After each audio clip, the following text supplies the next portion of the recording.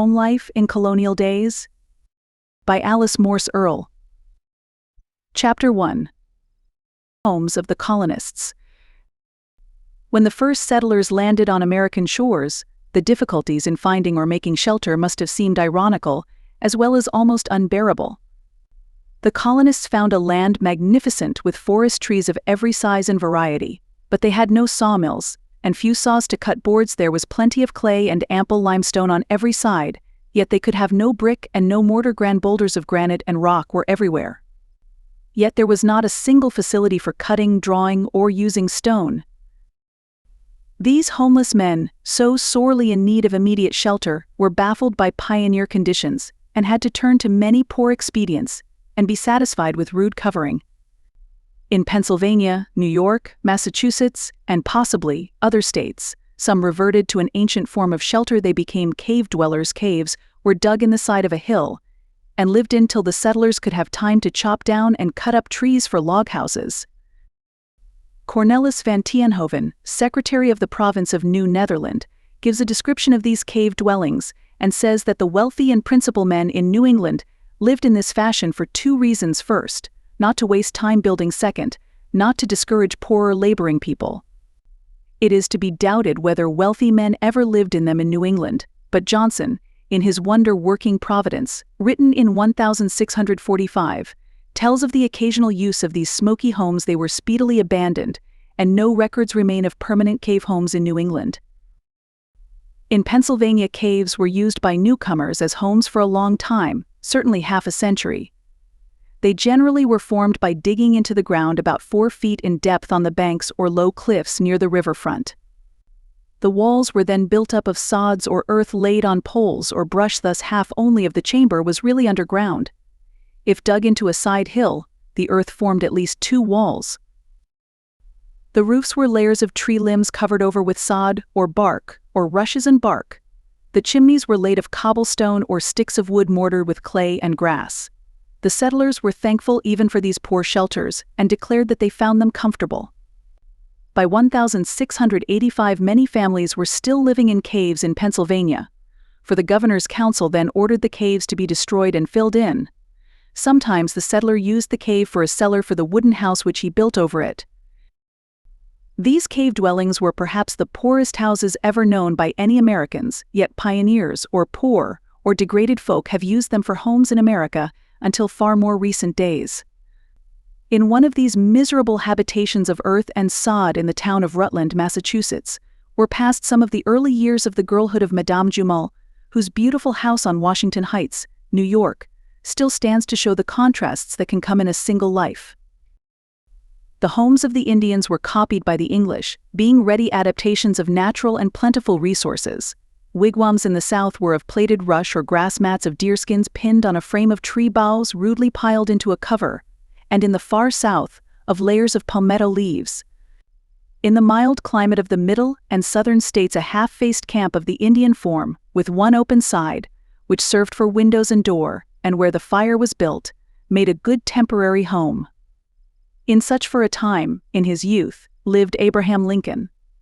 Bark wigwams were the most easily made of all. They could be quickly pinned together on a light frame. In 1626 there were 30 home buildings of Europeans on the island of Manhattan, now New York, and all but one of them were of bark. Though the settler had no sawmills, brick kilns, or stone cutters, he had one noble friend, a firm rock to stand upon, his broad axe. With his axe, and his own strong and willing arms, he could take a long step in advance in architecture. He could build a log cabin. These good, comfortable, and substantial houses have ever been built by American pioneers, not only in colonial days, but in our western and southern states to the present time. A typical one, like many now standing and occupied in the mountains of North Carolina, is here shown. Round logs were halved together at the corners, and roofed with logs, or with bark and thatch on poles. This made a comfortable shelter, especially when the cracks between the logs were chinked with wedges of wood and daubed with clay. Many cabins had at first no chinking or daubing. One settler, while sleeping, was scratched on the head by the sharp teeth of a hungry wolf, who thrust his nose into the space between the logs of the cabin. Doors were hung on wooden hinges or straps of hide. a favorite form of a log house for a settler to build in his first cut down. In the virgin forest was to dig a square trench about 2 feet deep, of dimensions as large as he wished the ground floor of his house, then to set upright all around this trench, leaving a space for a fireplace, window, and door, a closely placed row of logs all the same length. Usually 14 feet long for a single story if there was a loft, 18 feet long. The earth was filled in solidly around these logs, and kept them firmly upright a horizontal band of puncheons, which were split logs smoothed off on the face with the axe, was sometimes pinned around within the log walls, to keep them from caving in. Over this was placed a bark roof made of squares of chestnut bark, or shingles of overlapping birch bark. A bark or log shutter was hung at the window, and a bark door hung on withe hinges, or, if very luxurious, on leather straps, completed the quickly made home. This was called rolling up a house, and the house was called a puncheon and bark house. A rough puncheon floor, hewed flat with an axe or adze, was truly a luxury. One settler's wife pleaded that the house might be rolled up around a splendid flat stump, thus she had a good, firm table. A small platform placed about 2 feet high alongside one wall, and supported at the outer edge with strong posts, formed a bedstead. Sometimes hemlock boughs were the only bed. The frontier saying was, "A hard day's work makes a soft bed." The tired pioneers slept well even on hemlock boughs. The chinks of the logs were filled with moss and mud, and in the autumn banked up outside with earth for warmth. These log houses did not satisfy English men and women. They longed to have what Roger Williams called English houses, which were, however, scarcely different in ground plan. A single room on the ground, called in many old wills the fire room, had a vast chimney at one end. A so-called staircase, usually but a narrow ladder, led to a sleeping loft above. Some of those houses were still made of whole logs, but with clapboards nailed over the chinks and cracks. Others were of a lighter frame covered with clapboards, or in Delaware with boards pinned on perpendicularly. Soon this house was doubled in size and comfort by having a room on either side of the chimney. Each settlement often followed in general outline, as well as detail, the houses to which the owners had become accustomed in Europe, with of course such variations as were necessary from the new surroundings, new climate, and new limitations. New York was settled by the Dutch, and therefore naturally the first permanent houses were Dutch in shape, such as may be seen in Holland today. In the large towns in New Netherland the houses were certainly very pretty, as all visitors stated who wrote accounts at that day. Madame Knights visited New York in 1704, and wrote of the houses. I will give her own words, in her own spelling and grammar, which were not very good, though she was the teacher of Benjamin Franklin, and the friend of Cotton Mather.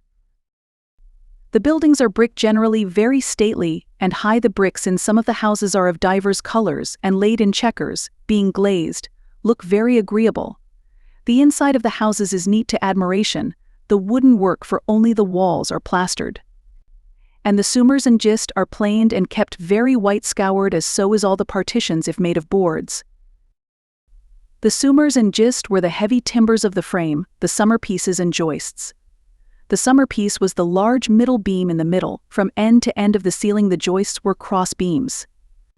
These were not covered with plaster as nowadays, but showed in every ceiling, and in old houses are sometimes set so curiously and fitted so ingeniously that they are always an entertaining study. Another traveler says that New York houses had patterns of colored brick set in the front, and also bore the date of building. The governor's house at Albany had 2 black brick hearts. Dutch houses were set close to the sidewalk with the gable end to the street, and had the roof notched like steps. Corbel roof was the name, and these ends were often of brick, while the rest of the walls were of wood. The roofs were high in proportion to the side walls, and hence steep. They were surmounted usually in Holland fashion with weather vanes in the shape of horses, lions, geese, sloops, or fisher rooster was a favorite Dutch weather vane. There were metal gutters sticking out from every roof almost to the middle of the street. This was most annoying to passers-by in rainy weather, who were deluged with water from the roofs. The cellar windows had small loopholes with shutters. The windows were always small. Some had only sliding shutters, others had but 2 panes or quarrels of glass, as they were called, which were only 6 or 8 inches square. The front doors were cut across horizontally in the middle into 2 parts, and in early days were hung on leather hinges instead of iron. In the upper half of the door were two round bull's eyes of heavy greenish glass, which let faint rays of light enter the hall. The door opened with a latch, and often had also a knocker. Every house had a porch or stoep, flanked with benches, which were constantly occupied in the summertime, and every evening, in city and village alike, an incessant visiting was kept up from stoop to stoop. The Dutch farmhouses were a single straight story, with two more stories in the high, incurving roof. They had doors and stoops like the townhouses, and all the windows had heavy board shutters. The cellar and the garret were the most useful rooms in the house. They were storerooms for all kinds of substantial food. In the cellar were great bins of apples, potatoes, turnips, beets, and parsnips. There were hogsheads of corned beef, barrels of salt pork, tubs of hams being salted in brine, tonnikins of salt shad and mackerel, firkins of butter, kegs of pig's feet, tubs of souse, kilderkins of lard. On a long swing shelf were tumblers of spiced fruits, and Rollich's head cheese, and strings of sausages, all Dutch delicacies. In strong racks were barrels of cider and vinegar, and often of beer. Many contained barrels of rum and a pipe of Madeira. What a storehouse of plenty and thrift! What an emblem of Dutch character! In the attic by the chimney was the smokehouse, filled with hams, bacon, smoked beef, and sausages. In Virginia and Maryland, where people did not gather into towns, but built their houses farther apart, there were at first few sawmills, and the houses were universally built of undressed logs. Nails were costly, as were all articles manufactured of iron, hence many houses were built without iron. Wooden pins and pegs were driven in holes cut to receive them. Hinges were of leather. The shingles on the roof were sometimes pinned, or were held in place by weight timbers. The doors had latches with strings hanging outside. By pulling in the string within doors, the house was securely locked. This form of latch was used in all the colonies. When persons were leaving houses, they sometimes set them on fire in order to gather up the nails from the ashes. To prevent this destruction of buildings, the government of Virginia gave to each planter who was leaving his house as many nails as the house was estimated to have in its frame, provided the owner would not burn the house down. Some years later, when boards could be readily obtained, the favorite dwelling place in the South was a framed building with a great stone or log and clay chimney at either end. The house was usually set on sills resting on the ground. The partitions were sometimes covered with a thick layer of mud which dried into a sort of plaster and was whitewashed. The roofs were covered with cypress shingles. Hammond wrote of these houses in 1656, in his Leah and Rachel, pleasant in their building, and contrived delightful, the rooms large, daubed and white-limed, glazed and flowered, and if not glazed windows, shutters made pretty and convenient. When prosperity and wealth came through the speedily profitable crops of tobacco, the houses improved. The home lot or yard of the southern planters showed a pleasant group of buildings, which would seem the most cheerful home of the colonies, only that all dearly earned homes are cheerful to their owners. There was not only the spacious mansion house for the planter with its pleasant porch, but separate buildings in which were a kitchen, cabins for the Negro servants and the overseer, a stable, barn, coach house, hen house, smokehouse, dovecote, and milkroom.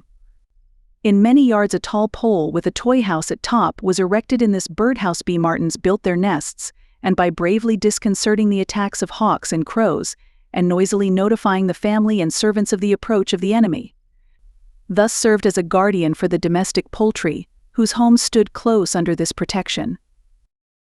There was seldom an ice house. The only means for the preservation of meats in hot weather was by water constantly pouring into and through a box house erected over the spring that flowed near the house. Sometimes a brew house was also found in the yard, for making home brewed beer, and a tool house for storing tools and farm implements. Some farms had a cider mill, but this was not in the house yard. Often there was a spinning house where servants could spin flax and wool. This usually had one room containing a hand loom on which coarse bagging could be woven, and homespun for the use of the Negroes. A very beautiful example of a splendid and comfortable southern mansion, such as was built by wealthy planters in the middle of the 18th century, has been preserved for us at Mount Vernon, the home of George Washington. Mount Vernon was not so fine nor so costly a house as many others built earlier in the century, such as Lower Brandon, 2 centuries and a half old, and Upper Brandon, the homes of the Harrisons Westover, the home of the Birds Shirley, built in 1650, the home of the Carters Sabin Hall. Another Carter home is still standing on the Rappahannock with its various and many quarters and outbuildings, and is a splendid example of colonial architecture. As the traveler came north from Virginia through Pennsylvania, the Jerseys and Delaware, the Negro cabins and detached kitchen disappeared, and many of the houses were of stone and mortar. A clay oven stood by each house. In the city, stone and brick were much used, and by 1700 nearly all Philadelphia houses had balconies running the entire length of the second story. The stoop before the door was universal. For half a century, nearly all New England houses were cottages. Many had thatched roofs. Seaside towns set aside for public use certain reedy lots between salt marsh and low water mark, where thatch could be freely cut. The catted chimneys were of logs plastered with clay, or platted, that is, made of reeds and mortar, and as wood and hay were stacked in the streets. All the early towns suffered much from fires, and soon laws were passed forbidding the building of these unsafe chimneys. As brick was imported and made, and stone was quarried, there was certainly no need to use such danger-filled materials. Fire wardens were appointed who peered around in all the kitchens, hunting for what they called foul chimney hearts, and they ordered flag roofs and wooden chimneys to be removed and replaced with stone or brick ones. In Boston, every housekeeper had to own a fire ladder, and ladders and buckets were kept in the church. Salem kept its fire buckets and hooked poles in the townhouse. Soon in all towns each family owned fire buckets made of heavy leather and marked with the owner's name or initials. The entire town constituted the fire company, and the method of using the fire buckets was this. As soon as an alarm of fire was given by shouts or bell ringing, everyone ran at once towards the scene of the fire. All who owned buckets carried them, and if any person was delayed even for a few minutes, he flung his fire buckets from the window into the street, where someone in the running crowd seized them and carried them on. On reaching the fire, a double line called lanes of persons was made from the fire to the river or pond, or a well. A very good representation of these lanes is given in this fireman's certificate of the year 1800. The buckets, filled with water, were passed from hand to hand, up one line of persons to the fire, while the empty ones went down the other line. Boys were stationed on the dry lane. Thus a constant supply of water was carried to the fire. If any person attempted to pass through the line, or hinder the work, he promptly got a bucketful or two of water poured over him. When the fire was over, the fire warden took charge of the buckets. Some hours later the owners appeared. Each picked out his own buckets from the pile, carried them home, and hung them up by the front door, ready to be seized again for use at the next alarm of fire. Many of these old fire buckets are still preserved and deservedly are cherished heirlooms, for they represent the dignity and importance due a house holding ancestor. They were a valued possession at the time of their use, and a costly one, being made of the best leather. They were often painted not only with the name of the owner, but with family mottos, crests, or appropriate inscriptions, sometimes in Latin. The leather hand buckets of the Donison family of Boston are here shown. Those of the Quincy family bear the legend Impavati Flammarium, those of the Oliver family, Friend and Public. In these fire buckets were often kept, tightly rolled, strong canvas bags, in which valuables could be thrust and carried from the burning building. The first fire engine made in this country was for the town of Boston, and was made about 1650 by Joseph Jenks, the famous old iron worker in Lynn. It was doubtless very simple in shape, as were its successors until well into this century. The first fire engine used in Brooklyn, New York, is here shown. It was made in 1785 by Jacob Boom. Relays of men at both handles worked the clumsy pump. The water supply for this engine was still only through the lanes of fire buckets, except in rare cases.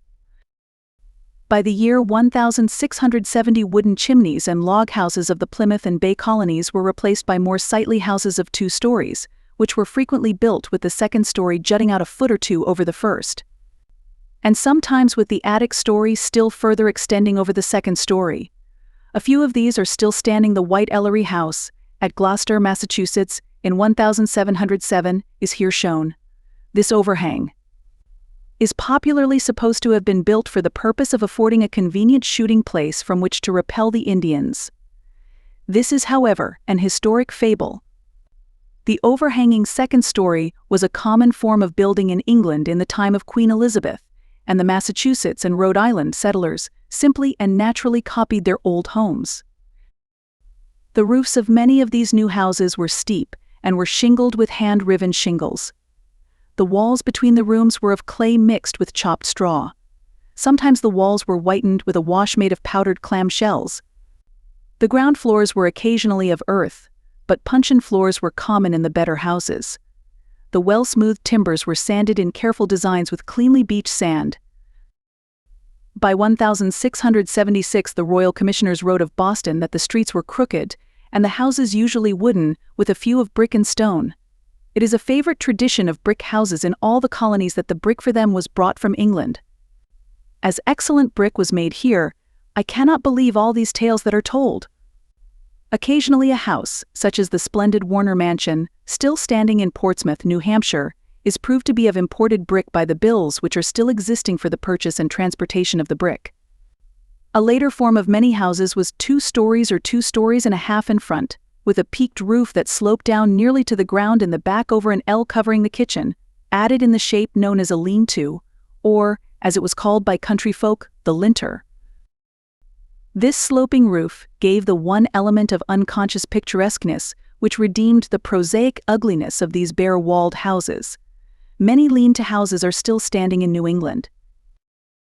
The Boardman Hill House, built at North Saugus, Massachusetts, 2 centuries and a half ago, and the 2 houses of lean-to form, the birthplaces of President John Adams and of President John Quincy Adams, are typical examples. The next roof form, built from early colonial days and popular a century ago, was what was known as the gambrel roof. This resembled, on 2 sides, the mansard roof of France in the 17th century, but was also gabled at 2 ends. The gambrel roof had a certain grace of outline, especially when joined with lean toss and other additions. The house, partly built in 1636 in Dedham, Massachusetts, by my far-away grandfather, and known as the Fairbanks House, is the oldest gambrel-roofed house now standing. It is still occupied by one of his descendants in the 8th generation. The rear view of it, here given, shows the picturesqueness of roof outlines and the quaintness which comes simply from variety. The front of the main building, with its 8 windows, all of different sizes and set at different heights, shows equal diversity. Within, the boards in the wall paneling vary from 2 to 25 inches in width. The windows of the first houses had oiled paper to admit light. A colonist wrote back to England to a friend who was soon to follow, "Bring oiled paper for your windows." The minister, Higginson, sent promptly in 1629 for glass for windows. This glass was set in the windows with nails. The sashes were often narrow and oblong, of diamond-shaped panes set in lead, and opening up and down the middle on hinges. Long after the large towns and cities had glass windows, frontier settlements still had heavy wooden shutters. They were a safer protection against Indian assault, as well as cheaper. It is asserted that in the province of Kennebec, which is now the state of Maine, there was not, even as late as 1745, a house that had a square of glass in it. Oiled paper was used until this century in pioneer houses for windows wherever it was difficult to transport glass. Few of the early houses in New England were painted, or colored, as it was called, either without or within. Painters do not appear in any of the early lists of workmen. A Salem citizen, just previous to the Revolution, had the woodwork of one of the rooms of his house painted. One of a group of friends, discussing this extravagance a few days later, said, "Well, Archer has set us a fine example of expense. He has laid one of his rooms in oil." This sentence shows both the wording and ideas of the times. There was one external and suggestive adjunct of the earliest pioneer's home which was found in nearly all the settlements which were built in the midst of threatening Indians. Some strong houses were always surrounded by a stockade, or palisado, of heavy, well-fitted logs, which thus formed a garrison, or neighborhood resort, in time of danger. In the Valley of Virginia, each settlement was formed of houses set in a square, connected from end to end of the outside walls by stockades with gates, thus forming a close front. On the James River, on Manhattan Island, were stockades. The whole town plot of Milford, Connecticut, was enclosed in 1645, and the Indians taunted the settlers by shouting out, "White men, all same like pigs." At one time in Massachusetts, 20 towns proposed an all-surrounding palisade. The progress and condition of our settlements can be traced in our fences. As Indians disappeared or succumbed, the solid row of pales gave place to a log fence, which served well to keep out depredatory animals. When dangers from Indians or wild animals entirely disappeared, boards were still not over plenty, and the strength of the owner could not be overspent on unnecessary fencing. Then came the double rail fence, 2 rails, held in place one above the other, at each joining by 4 crossed sticks. It was a boundary, and would keep in cattle. It was said that every fence should be horse-high, bull-proof, and pig-tight. Then came stone walls, showing a thorough clearing and taming of the land, the succeeding half-high. Stone wall a foot or 2 high, with a single rail on top, showed that stones were not as plentiful in the fields as in early days.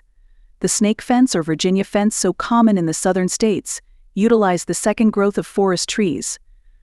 The split rail fence, 4 or 5 rails in height, was set at intervals with posts, pierced with holes to hold the ends of the rails. These were used to some extent in the east, but our western states were fenced throughout with rails split by sturdy pioneer rail splitters, among them young Abraham Lincoln. Board fences showed the day of the sawmill, and its plentiful supply. The wire fences of today equally prove the decrease of our forests and our wood, and the growth of our mineral supplies and manufactures of metals. Thus even our fences might be called historical monuments. A few of the old blockhouses, or garrison houses, the defensible houses which were surrounded by these stockades, are still standing. The most interesting are the old garrison at East Haverhill, Massachusetts, built in 1670. It has walls of solid oak, and brick a foot and a half thick. The Saltonstall House at Ipswich, built in 1633. Craddock Old Fort in Medford, Massachusetts, built in 1634 of brick made on the spot. An old fort at York, Maine, and the Whitefield Garrison House, built in 1639 at Guilford, Connecticut. The one at Newburyport is the most picturesque and beautiful of them all.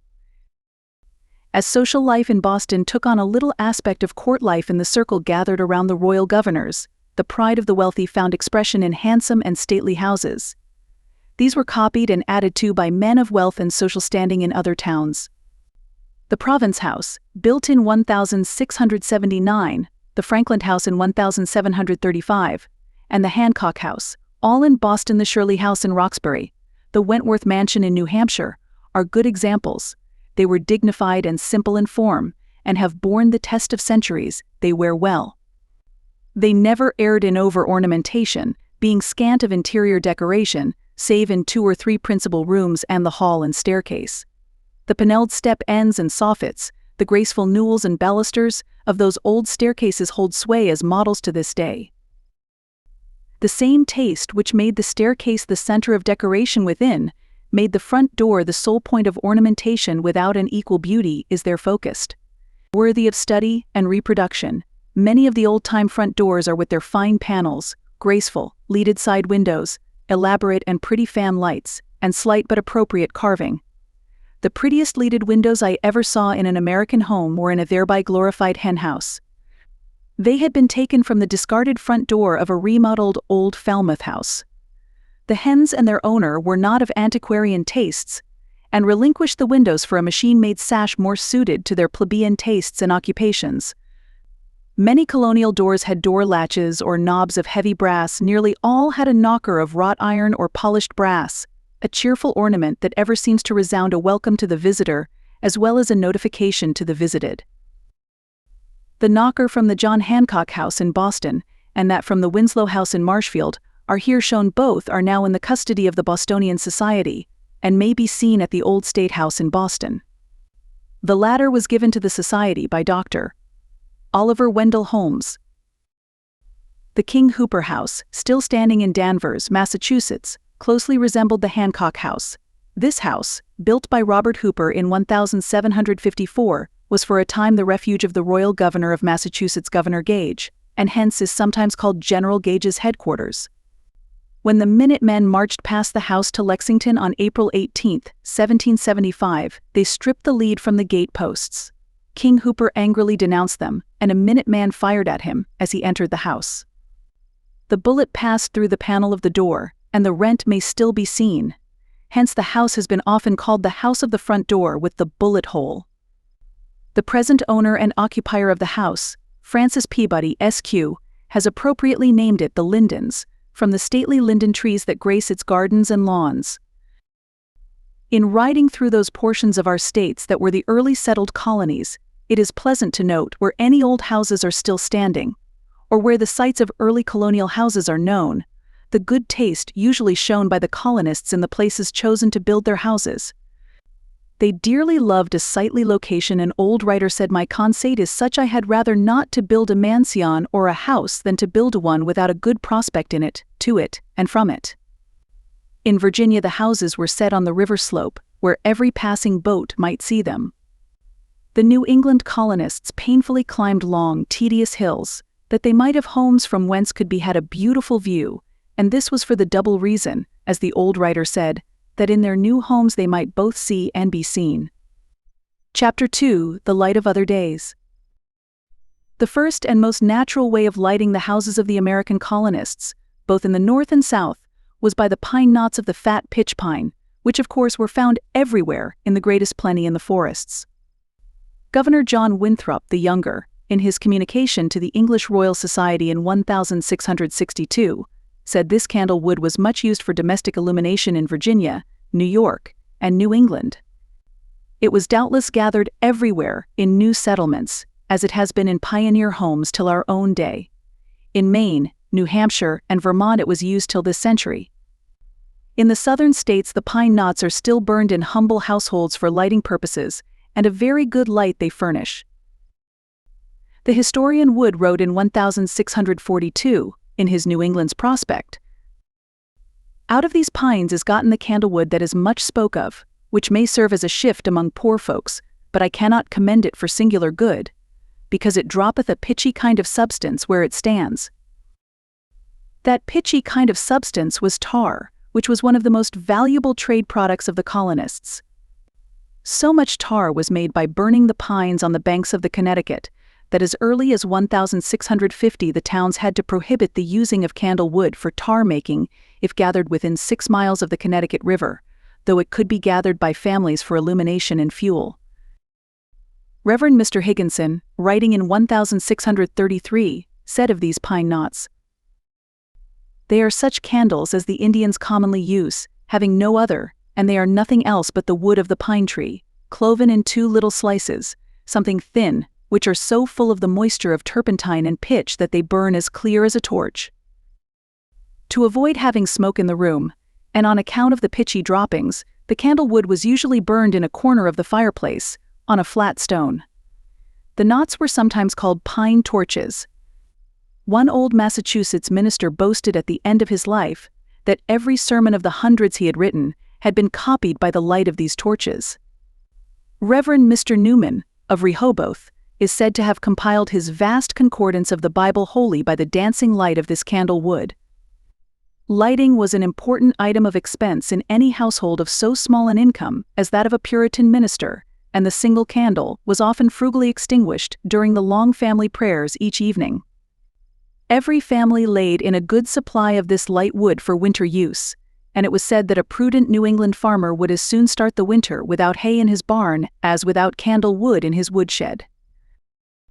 Mr. Higginson wrote in 1630, "Though New England has no tallow to make candles of, yet by abundance of fish thereof it can afford oil for lamps."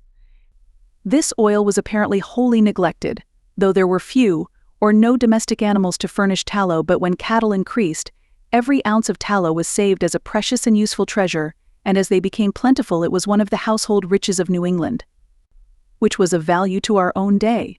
When Governor Winthrop arrived in Massachusetts, he promptly wrote over to his wife to bring candles with her from England when she came. And in 1634, he sent over for a large quantity of wicks and tallow. Candles cost 4d. apiece, which made them costly luxuries for the thrifty colonists. Wicks were made of loosely spun hemp or tow, or of cotton from the milkweed which grows so plentifully in our fields and roads today. The children gathered in late summer the silver silk down which was spun grossly into candle wicket. Sometimes the wicks were dipped into saltpetre. Thomas Tusser wrote in England in the 16th century in his Directions to Housewives, Wife, make thine own candle, spare penny to handle. Provide for thy tallow ere frost cometh in, and make thine own candle ere winter begin. Every thrifty housewife in America saved her penny as in England. The making of the winter's stock of candles was the special autumnal household duty, and a hard one too, for the great kettles were tiresome and heavy to handle. An early hour found the work well underway. A good fire was started in the kitchen fireplace under two vast kettles, each 2 feet, perhaps, in diameter, which were hung on trammels from the lug pole or crane, and half filled with boiling water and melted tallow, which had had 2 scaldings and skimmings. At the end of the kitchen, or in an adjoining and cooler room, sometimes in the lean-to, 2 long poles were laid from chair to chair or stool to stool. Across these poles were placed at regular intervals, like the rounds of a ladder, smaller sticks about 15 or 18 inches long, called candle rods. These poles and rods were kept from year to year, either in the garret or up on the kitchen beams. To each candle rod was attached about 6 or 8 carefully straightened candle wicks. The wicking was twisted strongly one way, then doubled, then the loop was slipped over the candle rod, when the 2 ends, of course, twisted the other way around each other, making a firm wick. A rod, with its row of wicks, was dipped in the melted tallow in the pot and returned to its place across the poles. Each row was thus dipped in regular turn. Each had time to cool and harden between the dips, and thus grew steadily in size. If allowed to cool fast, they of course grew quickly, but were brittle and often cracked. Hence a good worker dipped slowly, but if the room was fairly cool, could make 200 candles for a day's work. Some could dip 2 rods at a time. The tallow was constantly replenished, as the heavy kettles were used alternately to keep the tallow constantly melted and were swung off and on the fire. Boards or sheets of paper were placed under the rods to protect the snowy, scoured floors. Candles were also run in molds, which were groups of metal cylinders, usually made of tin or pewter. Itinerant candle makers went from house to house, taking charge of candle making in the household, and carrying large candle molds with them. One of the larger size, making 24 candles, is here shown, but its companion, the smaller mold, making 6 candles, is such as were more commonly seen. Each wick was attached to a wire, or a nail placed across the open top of the cylinder, and hung down in the center of each individual mold. The melted tallow was poured in carefully around the wicks. Wax candles also were made. They were often shaped by hand, by pressing bits of heated wax around a wick.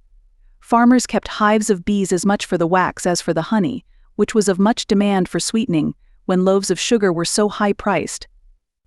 Deer suet, moose fat, bear's grease, all were saved in frontier settlements, and carefully tried into tallow for candles. Every particle of grease rescued from pot liquor, or fat from meat, was utilized for candle making. Rushlights were made by stripping part of the outer bark from common rushes, thus leaving the pith bare, then dipping them in tallow or grease, and letting them harden. The precious candles thus tediously made were taken good care of.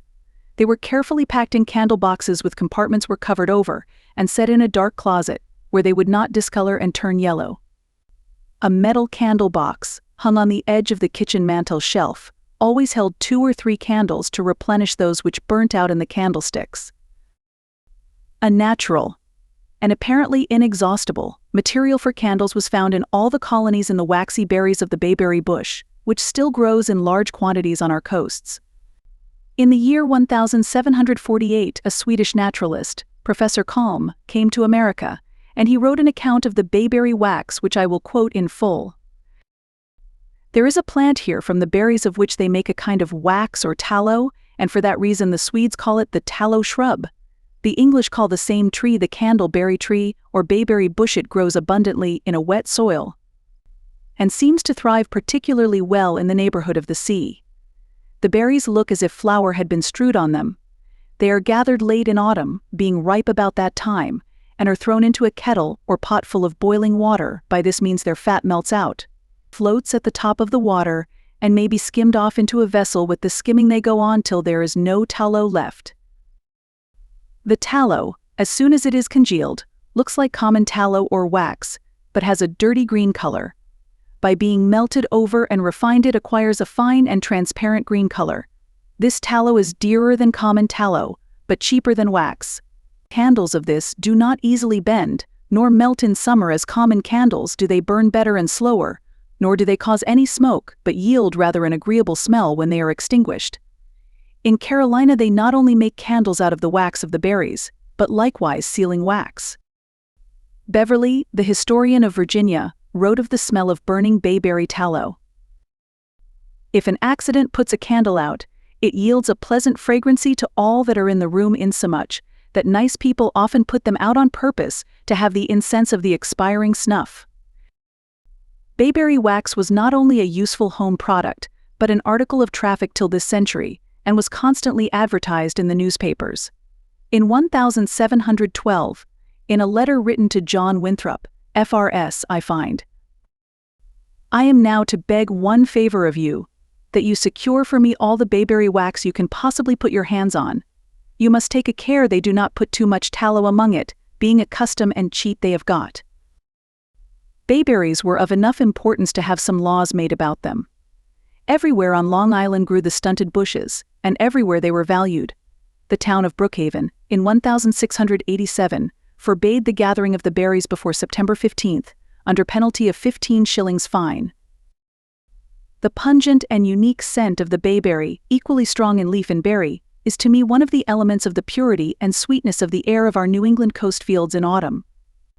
It grows everywhere, green and cheerful, in sun-withered shore pastures, in poor bits of earth on our rocky coast, where it has few fellow field tenants to crowd the ground. It is said that the highest efforts of memory are stimulated through our sense of smell, by the association of ideas with sense. That of bayberry, whenever I pass it, seems to awaken in me an hereditary memory, to recall a life of 2 centuries ago.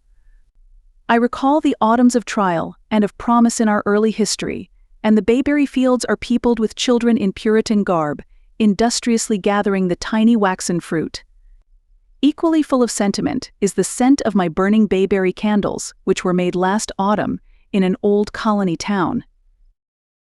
The history of whale fishing in New England is the history of one of the most fascinating commercial industries the world has ever known. It is a story with every element of intense interest, showing infinite romance, adventure, skill, courage, and fortitude. It brought vast wealth to the communities that carried on the fishing, and great independence and comfort to the families of the whalers. To the whalemen themselves it brought incredible hardships and dangers, yet they loved the life with a love which is strange to view and hard to understand.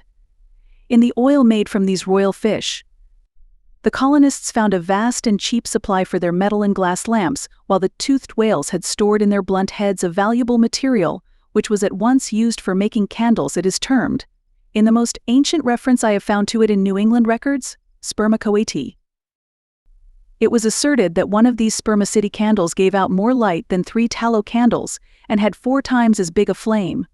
Soon their manufacture and sale amounted to large numbers, and materially improved domestic illumination.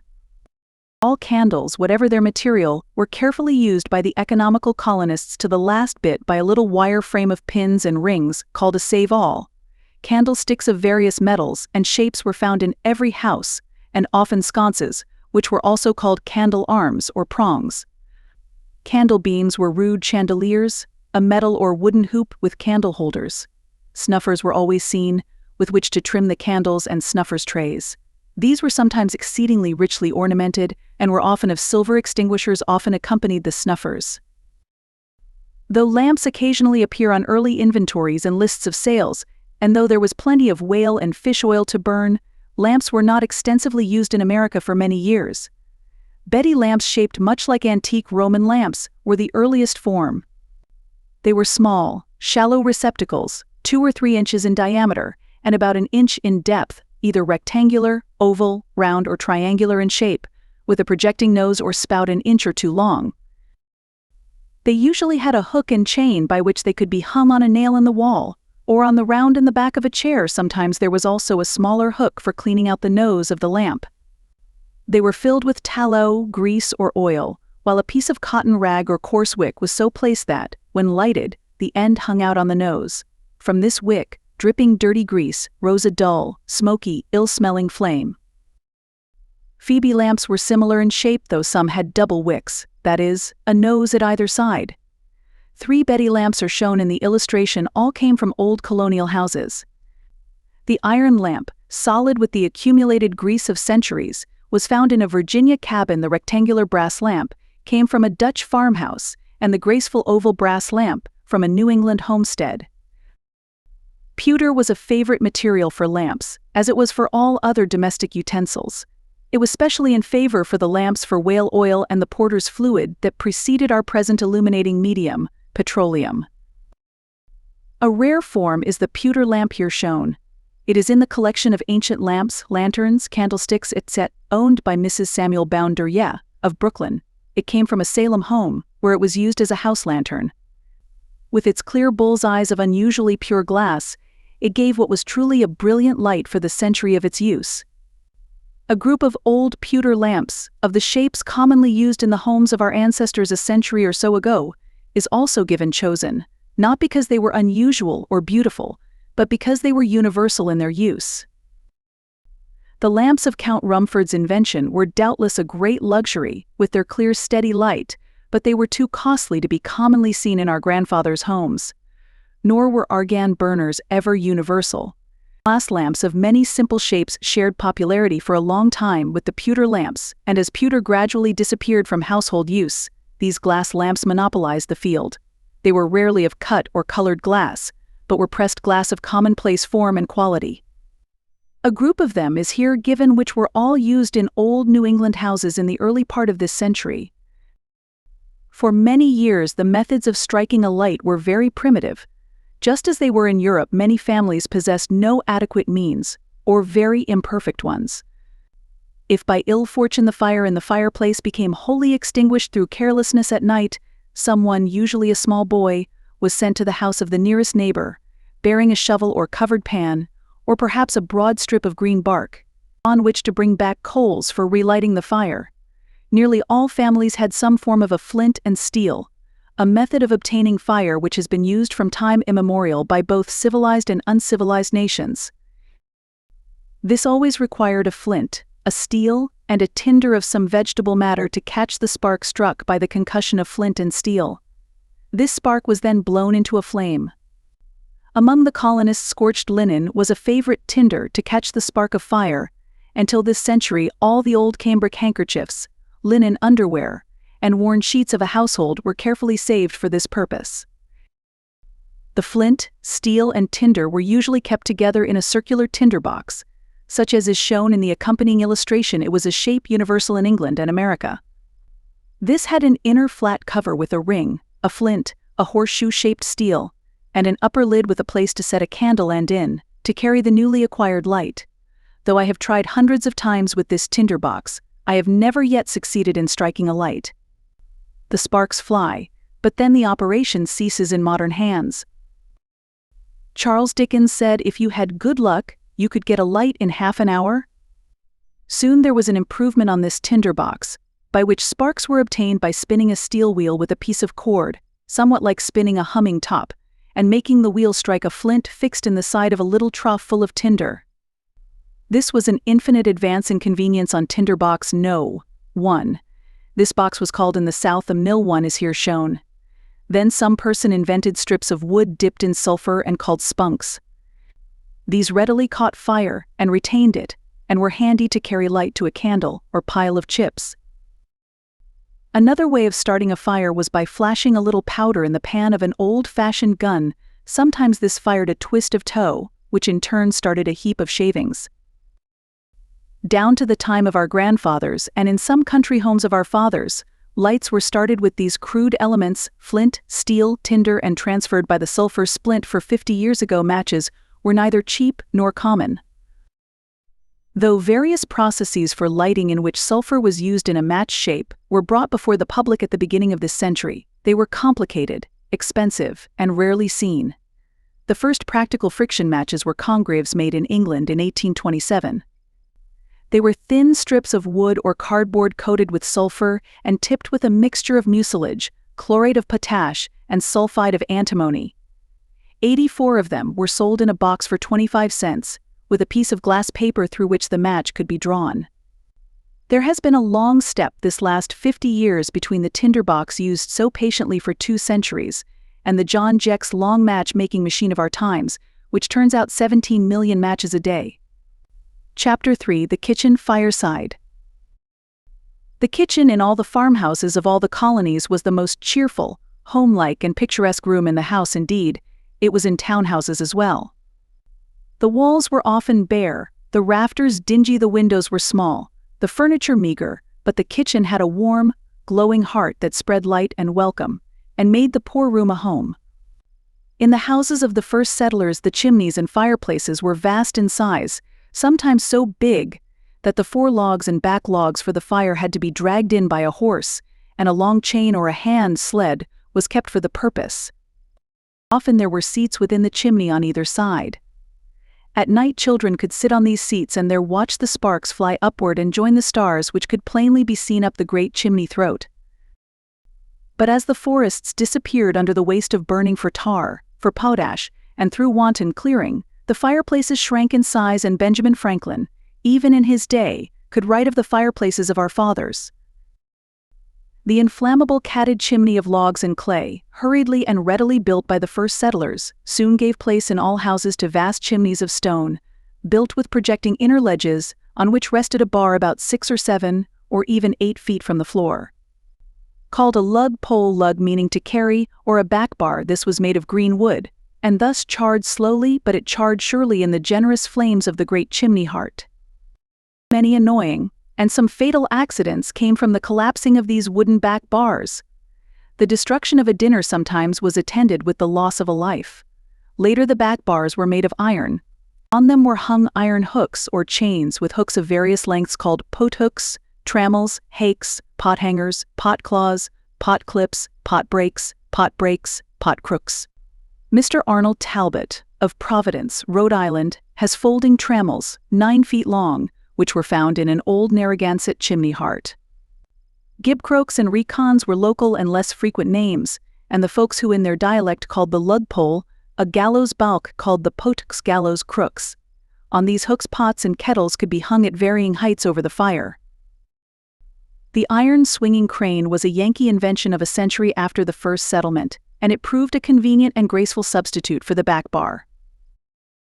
Some Dutch houses had an adaptation of a southern method of housekeeping in the use of a detached house called a slave kitchen, where the meals of the Negro house and farm servants were cooked and served. The slave kitchen of the old Bergen homestead stood unaltered till within a few years on 3rd Avenue in Brooklyn. It still exists in a dismantled condition.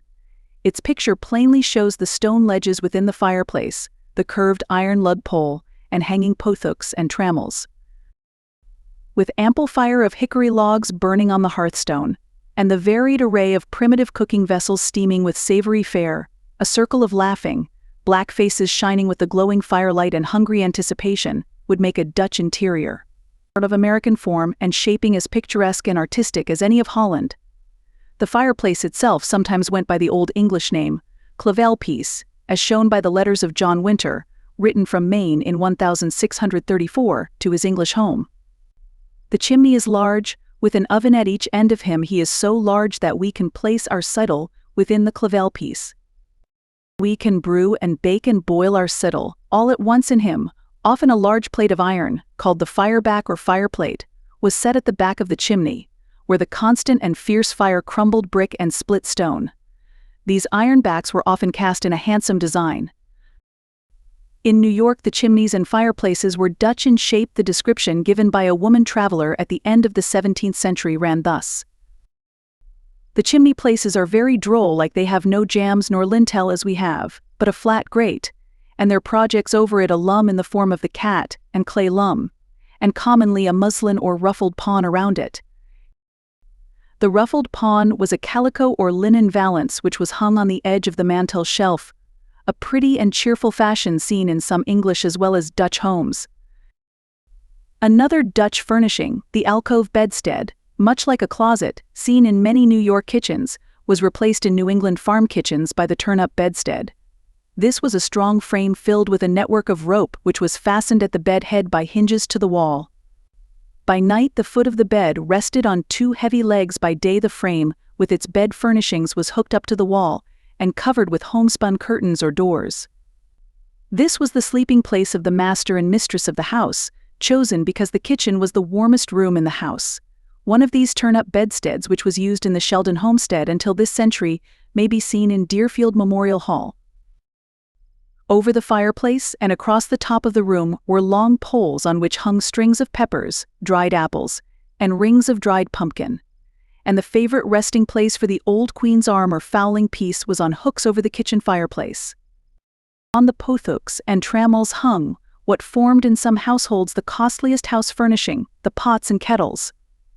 The Indians wished their brass kettles buried with them as a precious possession, and the settlers equally valued them. Often these kettles were worth 3 pounds apiece. In many inventories of the estates of the settlers, the brass ware formed an important item.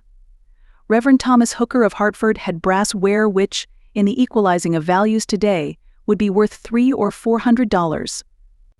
The great brass and copper kettles often held 15 gallons. The vast iron pot, desired and beloved of every colonist, sometimes weighed 40 pounds and lasted in daily use for many years.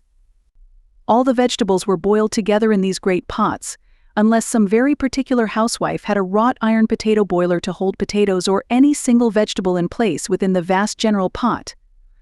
Chafing dishes and skimmers of brass and copper were also cheerful discs to reflect the kitchen firelight. Very little tin was seen, either for kitchen or table utensils. Governor Winthrop had a few tin plates, and some southern planters had tin pans, others tin covers. Tin pails were unknown, and the pails they did own, either of wood, brass, or other sheet metal, had no bails, but were carried by thrusting a stick through little ears on either side of the pail. Latin ware was used instead of tin. It was a kind of brass. A very good collection of century-old tinware is shown in the illustration. By a curious chance, this tinware lay unpacked for over 90 years in the attic loft of a country warehouse, in the packing box. Just as it was delivered from an English ship at the close of the Revolution, the pulling down of the warehouse disclosed the box with its dated labels. The tin utensils are more gaily lacquered than modern ones, otherwise they differ little from the tinware of today. There was one distinct characteristic in the house furnishing of olden times which is lacking today. It was a tendency for the main body of everything to set well up, on legs which were strong enough for adequate support of the weight, yet were slender in appearance. Today bureaus, bedsteads, cabinets, desks, sideboards come close to the floor. Formerly chests of drawers, Chippendale sideboards, 4-post bedsteads, dressing cases were set, often a foot high, in a tidy, cleanly fashion, thus they could all be thoroughly swept under. This same peculiarity of form extended to cooking utensils. Pots and kettles had legs, as shown in those hanging in the slave kitchen fireplace. Gridirons had legs, skillets had legs, and further appliances in the shape of trivets, which were movable frames, took the place of legs. The necessity for the stilting up of cooking utensils was a very evident one. It was necessary to raise the body of the utensil above the ashes and coals of the open fireplace. If the bed of coals and burning logs were too deep for the skillet or pot legs, then the utensil must be hung from above by the ever-ready trammel. Often in the corner of the fireplace there stood a group of trivets, or 3-legged stands, of varying heights, through which the exactly desired proximity to the coals could be obtained. Even toasting forks, and similar frail utensils of wire or wrought iron, stood on tall, spindling legs, or were carefully shaped to be set up on trivets. They usually had, also, long adjustable handles, which helped to make endurable the blazing heat of the great logs. All such irons as waffle irons had far longer handles than are seen on any cooking utensils in these days of stoves and ranges, where the flames are covered and the housewife shielded. Gridirons had long handles of wood or iron, which could be fastened to the shorter stationary handles. The 2 gridirons in the accompanying illustration are a century old. The circular one was the oldest form. The oblong ones, with groove to collect the gravy, did not vary in shape till our own day. Both have indications of fittings for long handles, but the handles have vanished. A long-handled frying pan is seen hanging by the side of the slave kitchen fireplace. An accompaniment of the kitchen fireplace, found, not in farmhouses, but among luxury-loving townfolk, was the plate warmer. They are seldom named in inventories, and I know of but one of Revolutionary days, and it is here shown. Similar ones are manufactured today. The legs, perhaps, are shorter, but the general outline is the same. An important furnishing of every fireplace was the andirons. In kitchen fireplaces, these were usually of iron, and the shape known as gooseneck were common. Cob irons were the simplest form, and merely supported the spit. Sometimes they had hooks to hold a dripping pan. A common name for the kitchen andirons was fire dogs, and creepers were low, small andirons, usually used with the tall fire dogs. The kitchen andirons were simply for use to help hold the logs and cooking utensils. But other fireplaces had handsome fire dogs of copper, brass, or cut steel, cast or wrought in handsome devices. These were a pride and delight to the housewife.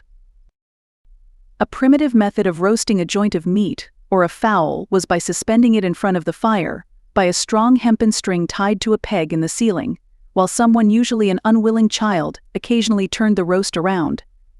Sometimes the sole turnspit was the housewife, who every time she basted the roast, gave the string a good twist, and thereafter it would untwist, and then twist a little again, and so on until the vibration ceased, when she again basted and started it. As the juices sometimes ran down in the roast and left the upper part too dry, a double-string roaster was invented, by which the equilibrium of the joint could be shifted. A jack was a convenient and magnified edition of the primitive string, being a metal suspensory machine. A still further glorification was the addition of a revolving power which ran by clockwork and turned the roast with regularity. This was known as a clock jack. The one here shown hangs in the fireplace in Deerfield Memorial Hall. A smoke jack was run somewhat irregularly by the pressure of smoke and the current of hot air in the chimney. These were noisy and creaking, and not regarded with favor by old-fashioned cooks. We are apt to think of the turnspit dog as a creature of European life, but we had them here in America, little low, bow-legged, patient souls, trained to run in a revolving cylinder and keep the roasting joint a turn before the fire. Mine host Clark of the State House Inn in Philadelphia in the first half of the 18th century advertised in Benjamin Franklin's Pennsylvania Gazette that he had for sale several dogs and wheels, much preferable to any jacks for roasting any joints of meat. I hope neither he nor anyone else had many of these little canine slaves. A frequent accompaniment of the kitchen fireplace in the 18th century, and a domestic luxury seen in well-to-do homes, was the various forms of the roasting kitchen, or Dutch oven. These succeeded the jacks. They were a box-like arrangement open on one side which, when in use, was turned to the fire. Like other utensils of the day, they often stood up on legs to bring the open side before the blaze. A little door at the back could be opened for convenience in basting the roast. These kitchens came in various sizes for roasting birds or joints, and in them bread was occasionally baked. The bake kettle, which in some communities was also called a Dutch oven, was preferred for baking bread. It was a strong kettle, standing, of course, on stout, stumpy legs, and when in use was placed among the hot coals and closely covered with a strong metal, convex cover, on which coals were also closely heaped. Such perfect rolls, such biscuit, such shortcake, as issued from the heaped-up bake kettle, can never be equaled by other methods of cooking. When the great stone chimney was built, there was usually placed on one side of the kitchen fireplace a brick oven which had a smoke uptake into the chimney and an ash pit below. The great door was of iron. This oven was usually heated once a week. A great fire of dry wood, called oven wood, was kindled within it and kept burning fiercely for some hours. This thoroughly heated all the bricks. The coals and ashes were then swept out, the chimney draught closed, and the oven filled with brown bread, pies, pots of beans, etc. Sometimes the bread was baked in pans, sometimes it was baked in a great mass set on cabbage leaves or oak leaves. In some towns an autumn harvest of oak leaves was gathered by children to use throughout the winter. The leaves were strung on sticks. This gathering was called going a-leafing. By the oven side was always a long-handled shovel known as a peel or slice, which sometimes had a rack or rest to hold it. This implement was a necessity in order to place the food well within the glowing oven. The peel was sprinkled with meal, great heaps of dough were placed thereon, and by a dexterous twist they were thrown on the cabbage or oak leaves. A bread peel was a universal gift to a bride. It was significant of domestic utility and plenty, and was held to be luck-bearing. On Thanksgiving week, the great oven had a fire built in it every morning, and every night it was well filled and closed till morning. On one side of the kitchen often stood a dresser, on which was placed in orderly rows the cheerful pewter and scant earthenware of the household. The room was bright, with glimpses of reflected light from plates that on the dresser shone. In Dutch households, plate racks, spoon racks, knife racks, all hanging on the wall, took the place of the New England dresser. In the old Phillips farmhouse at Wickford, Rhode Island, is a splendid chimney over 20 feet square. So much room does it occupy that there is no central staircase, but little winding stairs ascend at 3 corners of the house. In the vast fireplace an ox could literally have been roasted. On each chimney piece are hooks to hang firearms, and at one side curious little drawers are set for pipes and tobacco. In some Dutch houses in New York these tobacco shelves are in the entry, over the front door, and a narrow flight of 3 or 4 steps leads up to them. Hanging on a nail alongside the tobacco drawer, or shelf, would usually be seen a pipe tongs, or smoking tongs. They were slender little tongs, usually of iron or steel. With them, the smoker lifted a coal from the fireplace to light his pipe. The tongs owned and used by Captain Joshua Wingate, of Hampton, New Hampshire, who lived from 1679 to 1769, are here shown. The handle is unlike any other I have seen, having one end elongated, knobbed, and ingeniously bent S-shaped into convenient form to press down the tobacco into the bowl of the pipe. Other old-time pipe tongs were in the form of lazy tongs. A companion of the pipe tongs on the kitchen mantel was what was known as a comfortier, a little brazier of metal in which small coals could be handed about for pipe lighting. An unusual luxury was a comfortier of silver. These were found among the Dutch settlers. The Pennsylvania Germans were the first to use stoves. These were of various shapes. A curious one, seen in houses and churches, was of sheet metal, box-shaped. 3 sides were within the house, and the 4th, with the stove door, outside the house. Thus what was really the back of the stove projected into the room, and when the fire was fed it was necessary for the tender to go out of doors. These German stoves and hot air drums, which heated the 2nd story of the house, were ever a fresh wonder to travelers of English birth and descent in Pennsylvania.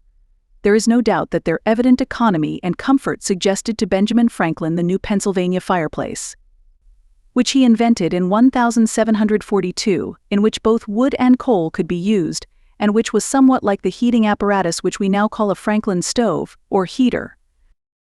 Thus German settlers had, in respect to heating, the most comfortable homes of all the colonies. Among the English settlers the kitchen was, too often, the only comfortable room in the house in winter weather. Indeed, the discomforts and inconveniences of a colonial home could scarcely be endured today. Of course, these culminated in the winter time, when icy blasts blew fiercely down the great chimneys and rattled the loosely fitting windows. Children suffered bitterly in these cold houses. The rooms were not warm 3 feet away from the blaze of the fire. Cotton Mather and Judge Samuel Sewall both tell, in their diaries, of the ink freezing in their pens as they wrote within the chimney side. One noted that, when a great fire was built on the hearth, the sap forced out of the wood by the flames froze into ice at the end of the logs. The bedrooms were seldom warmed, and had it not been for the deep feather beds and heavy bed curtains, would have been unendurable. In Dutch and some German houses, with alcove bedsteads, and sleeping on one feather bed with another for cover, the Dutch settlers could be far warmer than any English settlers, even in 4-post bedsteads curtained with woolen. Water froze immediately if left standing in bedrooms. One diary, written in Marshfield, Massachusetts, tells of a basin of water standing on the bedroom hearth, in front of a blazing fire, in which the water froze solid. President John Adams so dreaded the bleak New England winter and the ill-warmed houses that he longed to sleep like a dormouse every year, from autumn to spring. In the southern colonies, during the fewer cold days of the winter months, the temperature was not so low, but the houses were more open and lightly built than in the north, and were without cellars, and had fewer fireplaces. Hence the discomfort from the cold was as great, if not the positive suffering. The first chilling entrance into the ice-cold bed of a winter bedroom was sometimes mitigated by heating the inner sheets with a warming pan. This usually hung by the side of the kitchen fireplace, and when used was filled with hot coals, and thrust within the bed, and constantly and rapidly moved back and forth to keep from scorching the bed linen. The warming pan was a circular metal pan about a foot in diameter, 4 or 5 inches deep, with a long wooden handle and a perforated metal cover, usually of copper or brass, which was kept highly polished and formed, as it hung on the wall, one of the cheerful kitchen discs to reflect the light of the glowing fire. The warming pan has been deemed of sufficient decorative capacity to make it eagerly sought after by collectors, and a great room of one of these collectors is hung entirely around the 4 walls with a frieze of warming pans. Many of our New England poets have given us glimpses in rhyme of the old-time kitchen. Lowell's well-known lines are vivid enough to bear never-dying quotation. A fireplace filled the room's one side, with half a cord of wood in. There warn't no stoves till comfort died. To bake ye to a puddin'. The wa-nut log shot sparkles out towards the pootiest bless her. And little flames danced all about the chiny on the dresser. Agin the crumbly crooknecks hung, and amongst rusted the old queen's arm that Granther young fetched back from Concord busted. To me the true essence of the old-time fireside is found in Whittier's Snowbound, the very chimney, fireplace and hearthstone of which his beautiful lines were written. The kitchen of Whittier's boyhood's home, at East Haverhill, Massachusetts, is shown in the accompanying illustration. It shows a swinging crane. His description of the laying the fire can never be equaled by any prose. We piled with care our nightly stack of wood against the chimney back. The oaken log green, huge, and thick, and on its top the stout back stick, the knotty fore-stick laid apart, and filled between with curious art.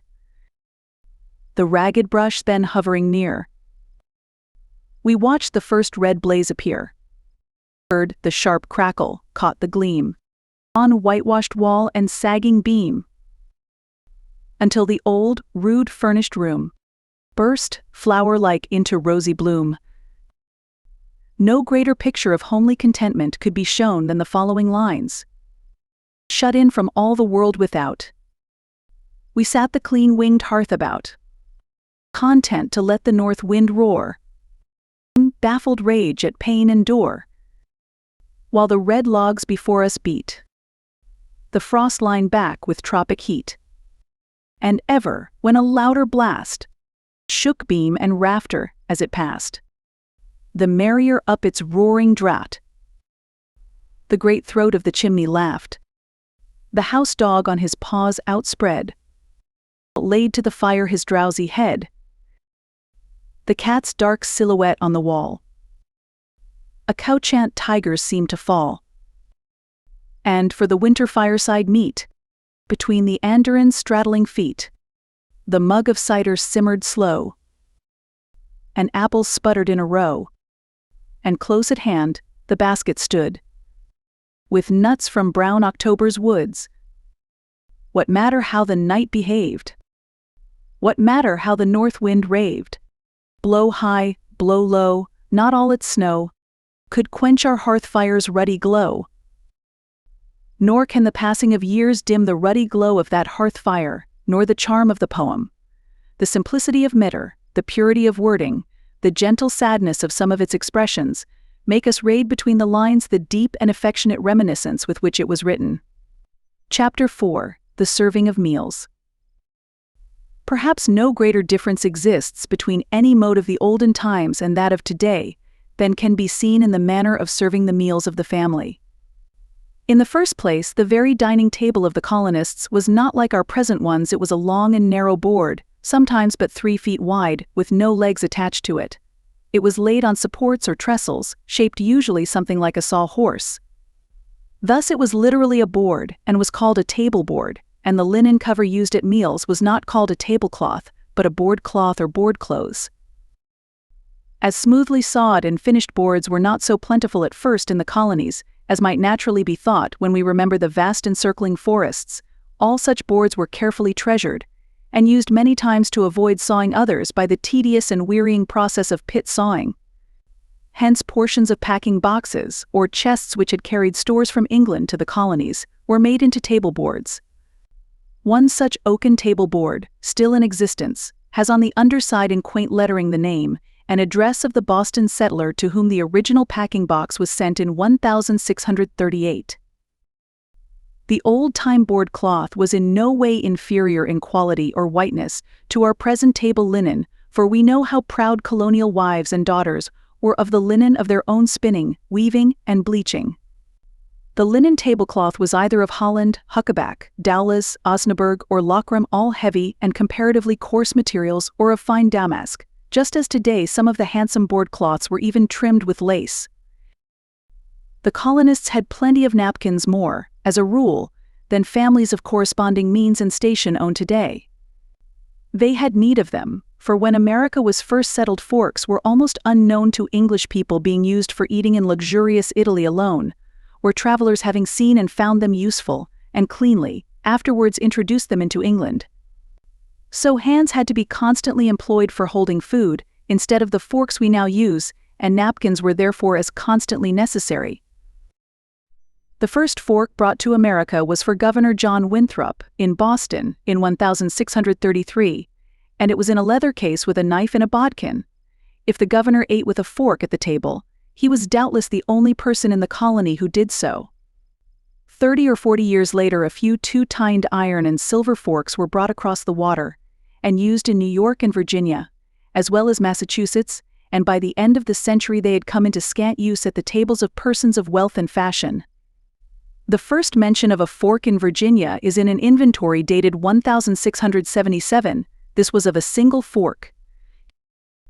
The salt cellar, or sailor, as it was first called, was the centerpiece of the table set in the midst of the table, says an old treatise on laying the table.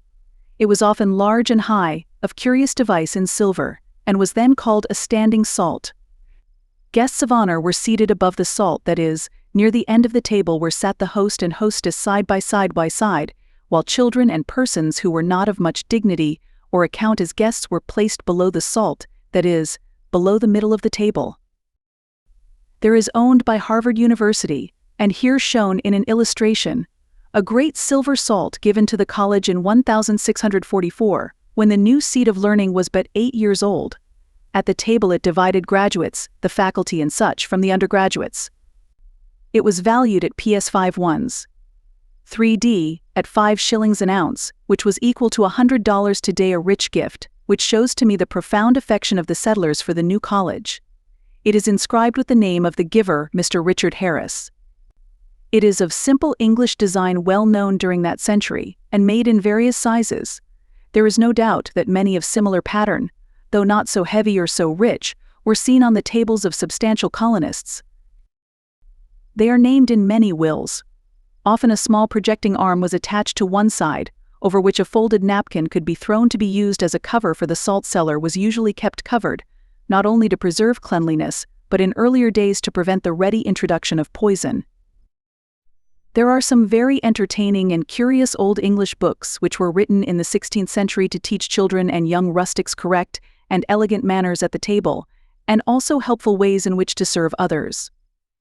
These books are called the Baby's Boke, the Boke of Nurture, the Boke of Courtesy, etc., and with the exception of variations in the way of serving a dinner, and a few obsolete customs, and in the names and shapes and materials of the different dishes, plates, etc., used at the table. These books are just as instructive and sensible today as then. From them we learn that the only kind of table furnishings used at that time were cups to drink out of, spoons and knives to eat with, chafing dishes to serve hot food, chargers for display and for serving large quantities of food, salt cellars, and trenchers for use as plates. There were very few other table appointments used on any English table, either humble or great, when the Pilgrims landed at Plymouth. One of the most important articles for setting the table was the trencher.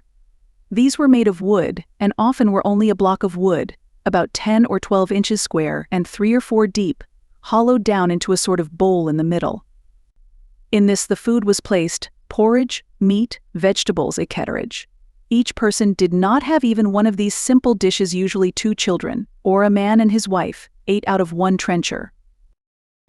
This was a custom in England for many years, and some very great people, a duke and his wife, not more than a century and a half ago, sat side by side at the table and ate out of one plate to show their unity and affection. It is told of an old Connecticut settler, a deacon, that as he had a wood-turning mill, he thought he would have a trencher apiece for his children. So he turned a sufficient number of round trenchers in his mill. For this his neighbors deemed him deeply extravagant and putting on too many airs, both as to quantity and quality, since square trenchers, one for use by 2 persons, were good enough for anyone, even a deacon. So great a warrior, and so prominent a man in the colony as Miles Standish used wooden trenchers at the table, as also did all the early governors.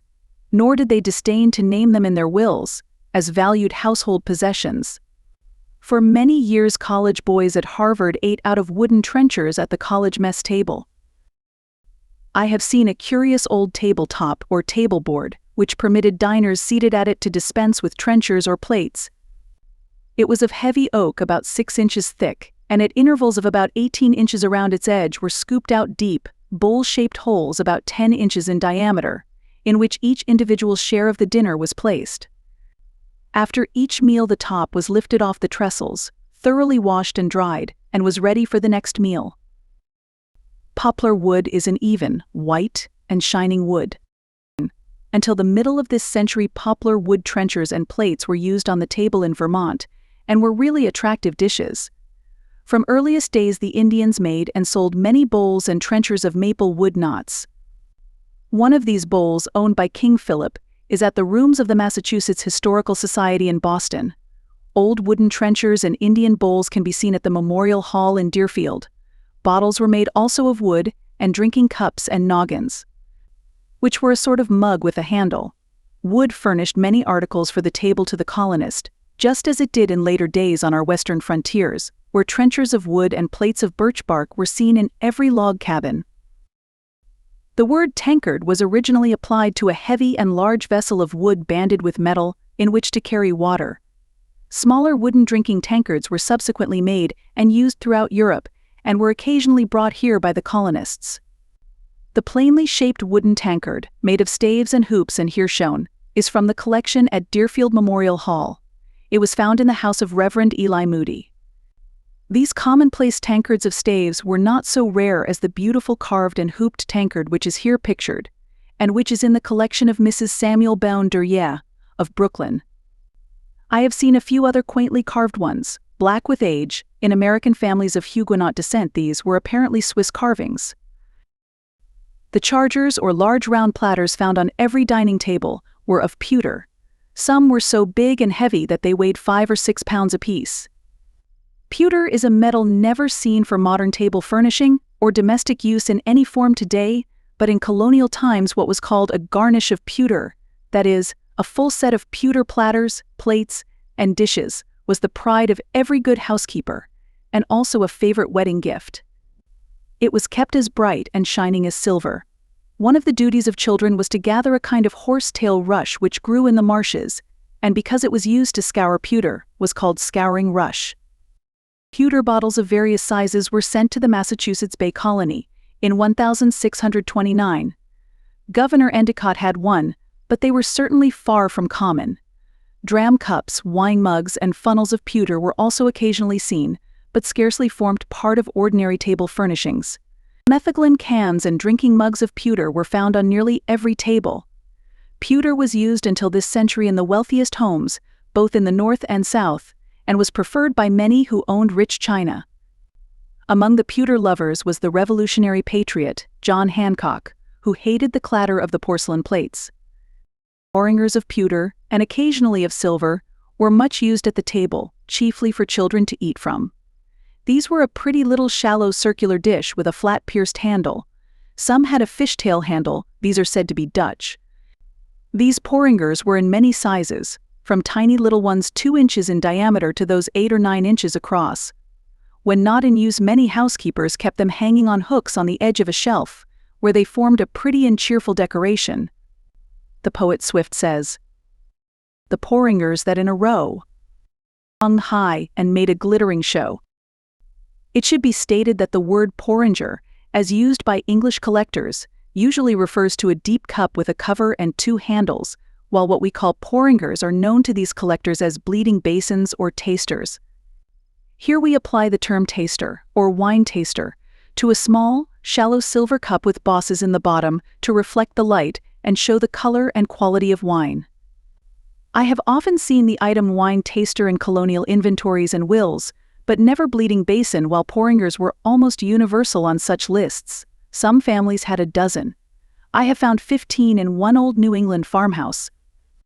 The small porringers are sometimes called posnets, which is an old-time word that may originally have referred to a posset cup. Spoons, says the learned archaeologist, Laborde, if not as old as the world, are as old as soup. All the colonists had spoons, and certainly all needed them, for at that time much of their food was in the form of soup and spoon meat. Such as had to be eaten with spoons when there were no forks. Meat was usually made into hashes or ragouts. Thick stews and soups with chopped vegetables and meats were common, as were hotchpots. The cereal foods, which formed so large a part of English fare in the New World, were more frequently boiled in porridge than baked in loaves. Many of the spoons were of pewter. Worn-out pewter plates and dishes could be recast into new pewter spoons. The molds were of wood or iron. The spoon mold of one of the first settlers of Greenfield, Massachusetts, named Martindale, is here shown with a pewter spoon.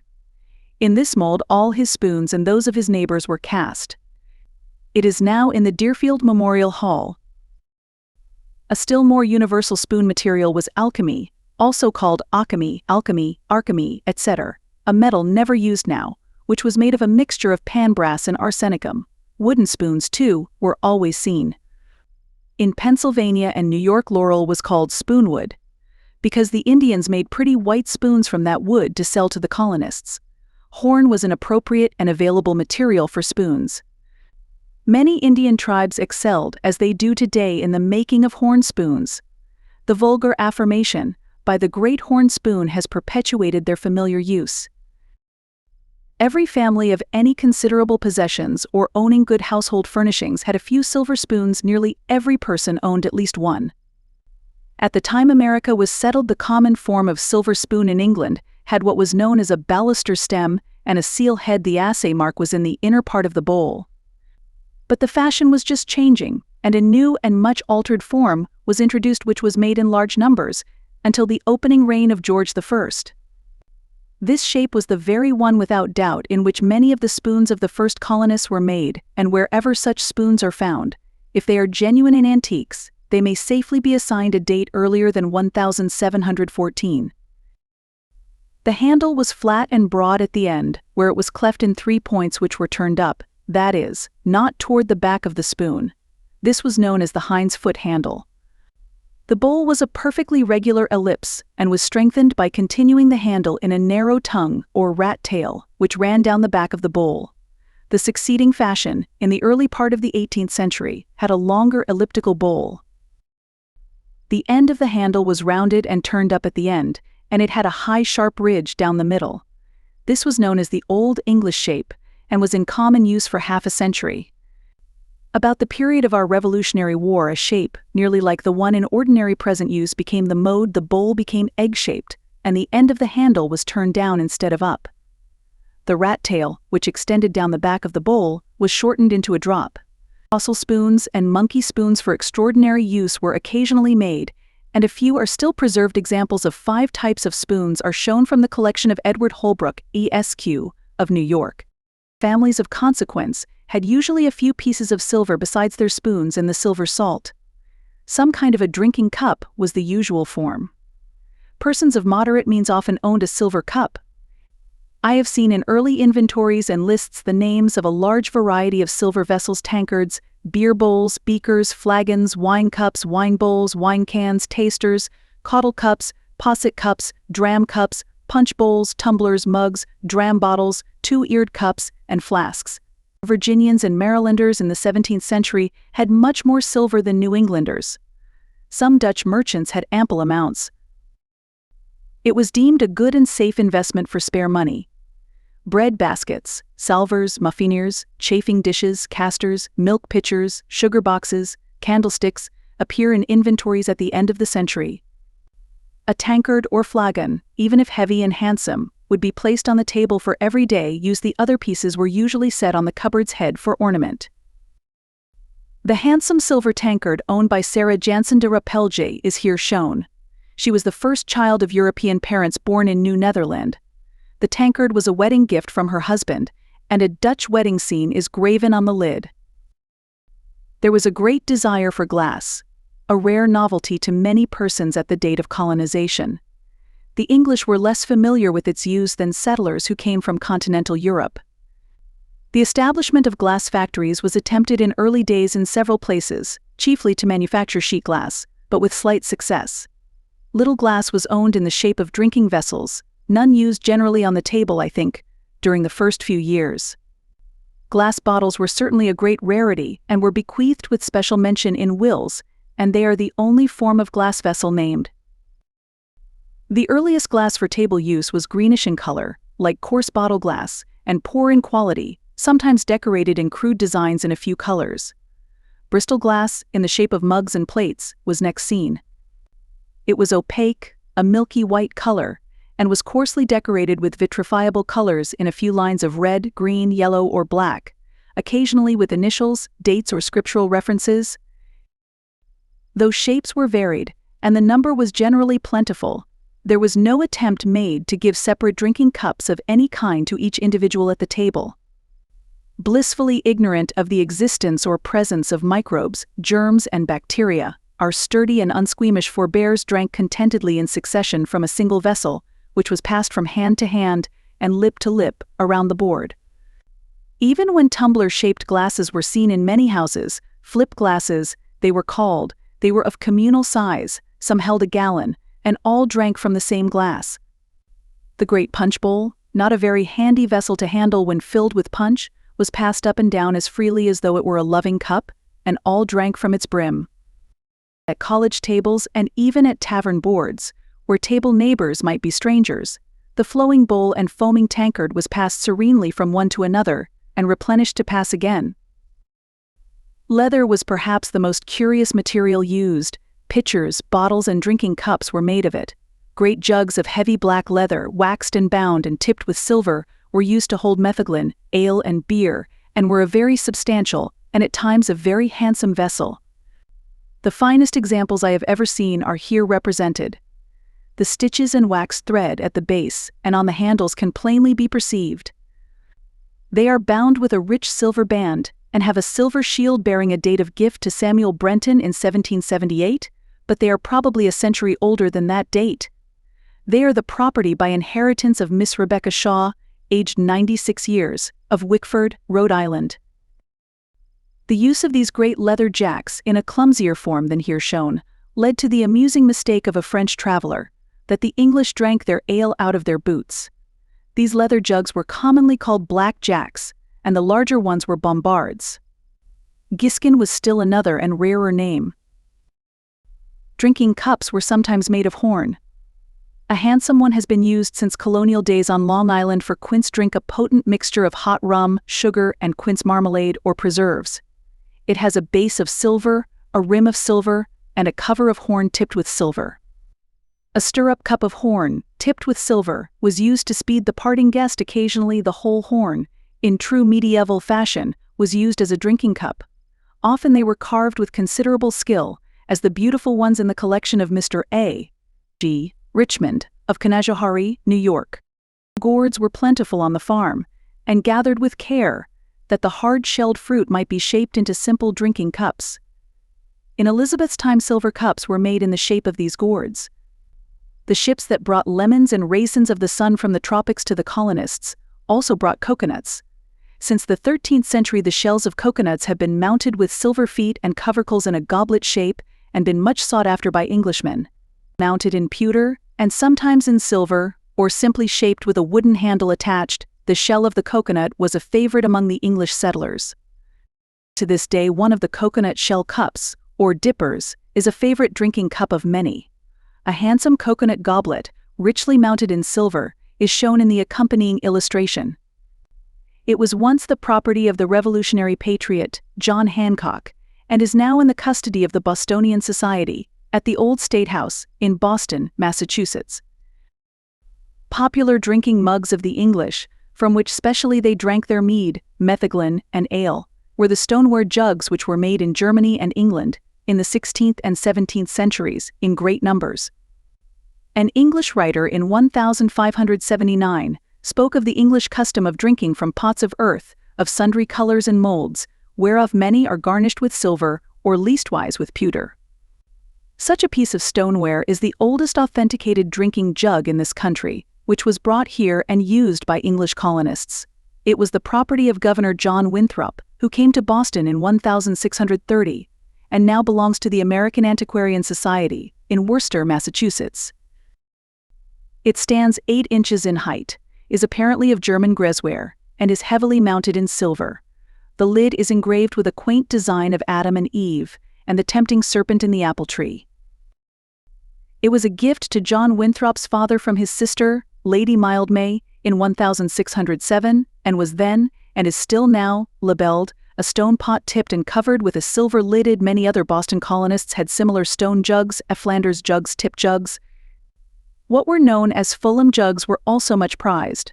The most interesting ones are the Georgius Rex jugs, those marked with a crown, the initials GR or a medallion head of the first of the English Georges. I know one of these jugs which has a Revolutionary bullet embedded in its tough old side, and is not even cracked. Many of them had pewter or silver lids which are now missing. Some have the curious hound handle which was so popular with English potters. There was no china in common use on the table, and little owned even by persons of wealth throughout the 17th century, either in England or America. Delft ware was made in several factories in Holland at the time the Dutch settled in New Netherland, but even in the towns of its manufacture it was not used for table ware. The pieces were usually of large size, what were called state pieces, for cabinet and decorative purposes. The Dutch settlers, however, had porcelain cups and earthen dishes in considerable quantities toward the end of the century. The earthen was possibly Delft ware, and the porcelain India china, which by that time was largely imported to Holland. Some Portuguese and Spanish pottery was imported, but was not much desired as it was ill-fired and perishable. It was not until Revolutionary times that china was a common table furnishing, then it began to crowd out pewter. The sudden and enormous growth of East India commerce, and the vast cargoes of Chinese pottery and porcelain wares brought to American ports soon gave ample china to every housewife. In the southern colonies, beautiful isolated pieces of porcelain, such as vast punch bowls, often were found in the homes of opulent planters, but there, as in the north, the first china for general table use was the handleless teacups, usually of some Canton ware, which crept with the fragrant herb into every woman's heart, both welcome oriental waifs.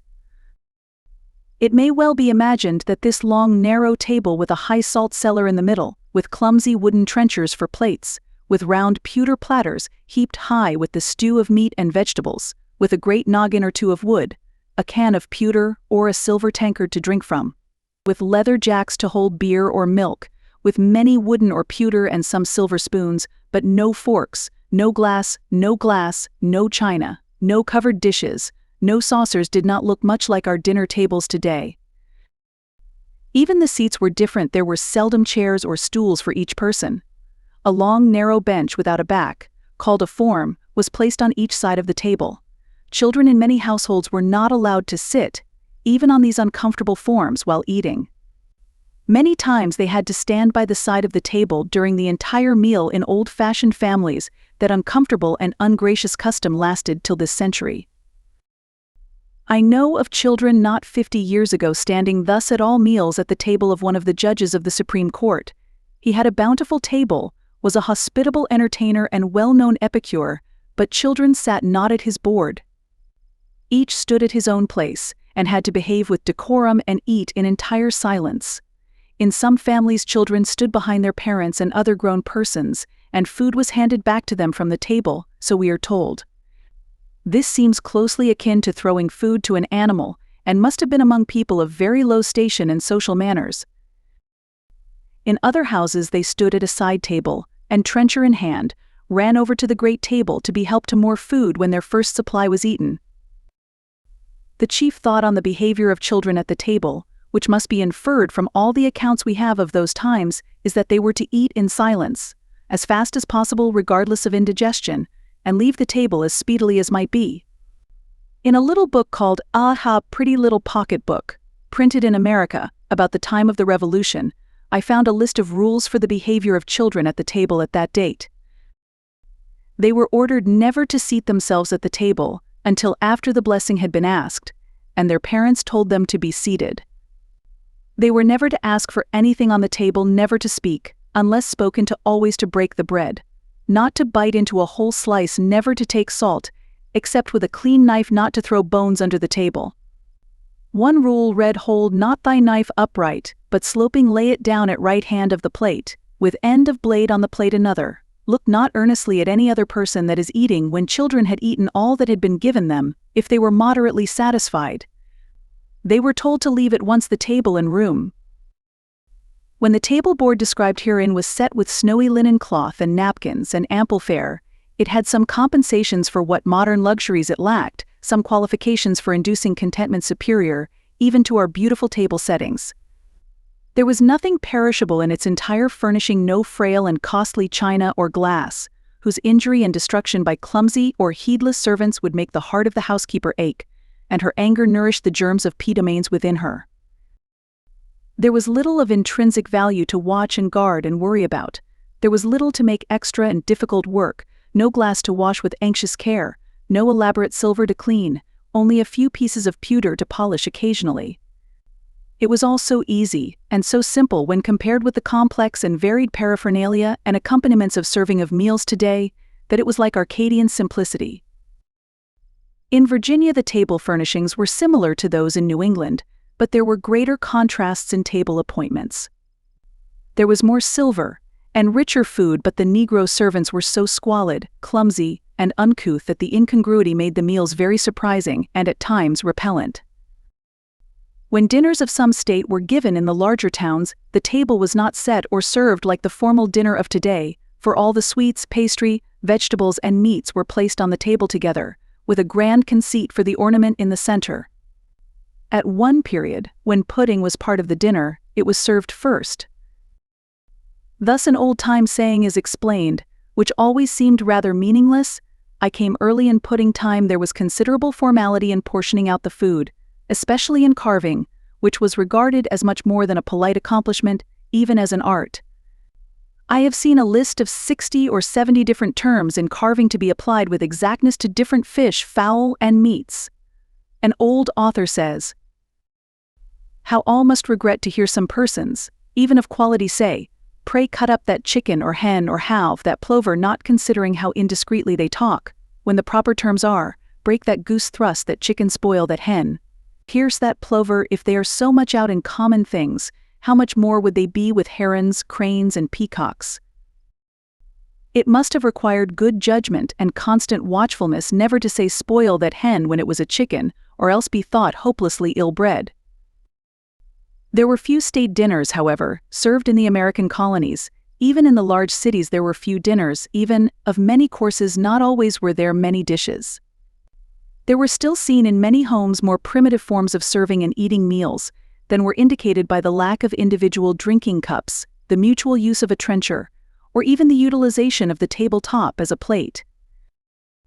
In some homes an abundant dish, such as a vast bowl of suppawn and milk, a pumpkin stewed whole in its shell, or a savory and mammoth hotchpot was set, often smoking hot, on the table board, and from this well-filled receptacle each hungry soul, armed with a long-handled pewter or wooden spoon, helped himself, sometimes ladling his great spoonfuls into a trencher or bowl, for more moderate and reserved after consumption, just as frequently eating directly from the bountiful dish with a spoon that came and went from dish to mouth without reproach, or thought of ill manners.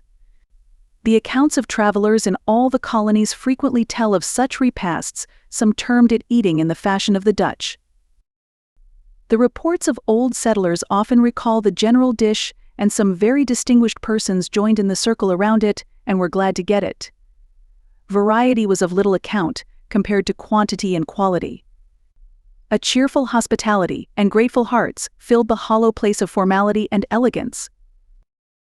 By the time that newspapers began to have advertisements in them, about 1750, we find many more articles for use at the table, but often the names were different from those used today. Our sugar bowls were called sugar boxes, and sugar pots. Milk pitchers were milk jugs, milk ewers, and milk pots. Vegetable dishes were called basins, pudding dishes twifflers, small cups were called sneak cups. We have still today a custom much like one of olden times, when we have the crumbs removed from our tables after a course at dinner. Then a voider was passed around the table near the close of the dinner, and into it the persons at the table placed their trenchers, napkins, and the crumbs from the table. The voider was a deep wicker, wooden, or metal basket. In the Book of Nurture, written in 1577, are these lines: "When meat is taken quite away, and voiders in presence, put you your trencher in the same, and all your residence. Take you with your napkin knife, the crumbs that are for the voider your napkin leave, for it is a courtesy." Chapter 5: Food from Forest and Sea.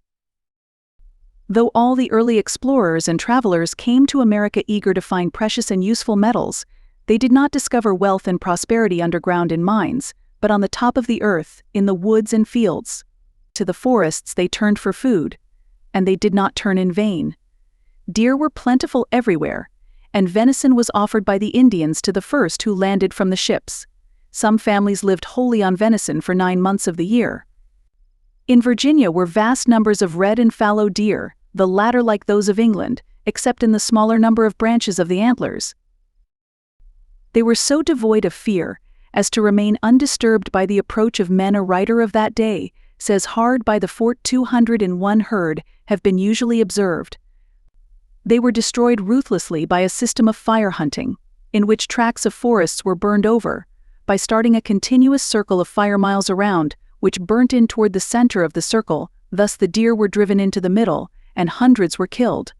This miserable, wholesale slaughter was not for venison, but for the sake of the hides, which were very valuable.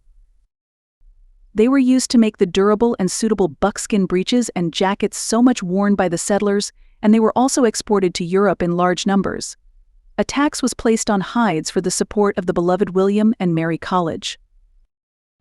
In Georgia, in 1735, the Indians sold a deer for 6 pence. Deer were just as abundant in the more northern colonies. At Albany, a stag was sold readily by the Indians for a jackknife or a few iron nails. The deer in winter came and fed from the hog pens of Albany swine.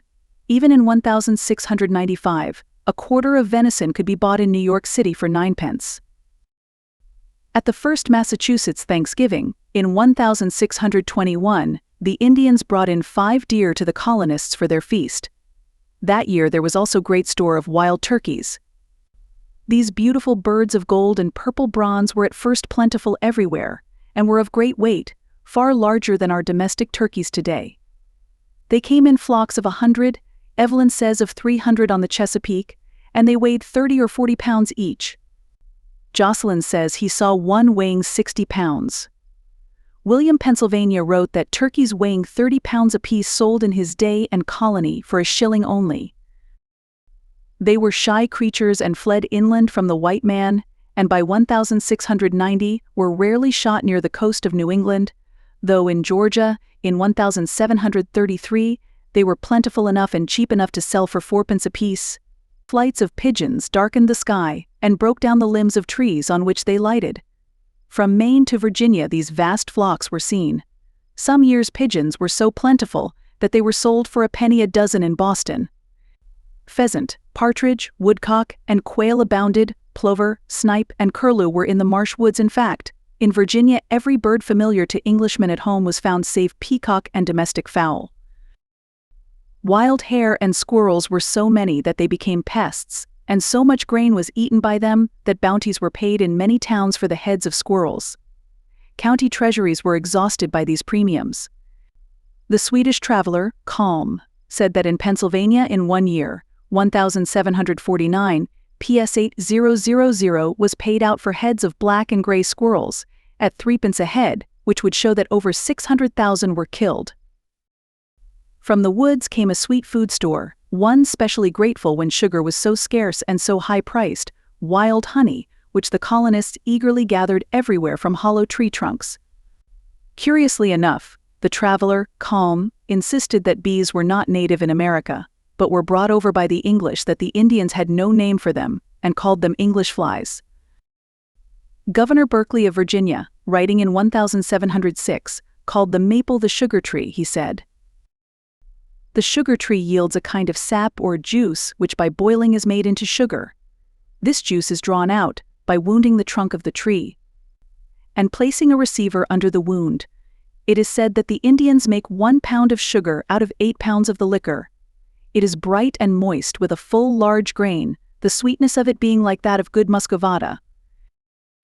The sugar-making season was ever hailed with delight by the boys of the household in colonial days, who found in this work in the woods a wonderful outlet for the love of wild life which was strong in them. It had in truth a touch of going a gypsying, if any work as hard as sugaring off could have anything common with gypsy life. The maple trees were tapped as soon as the sap began to run in the trunk, and showed at the end of the twigs. This was in late winter if mild, or in the earliest spring. A notch was cut in the trunk of the tree at a convenient height from the ground, usually 4 or 5 feet, and the running sap was guided by setting in the notch a semicircular basswood spout cut, and set with a special tool called a tapping gauge. In earlier days the trees were boxed, that is, a great gash cut across the side and scooped out and down to gather the sap. This often proved fatal to the trees and was abandoned.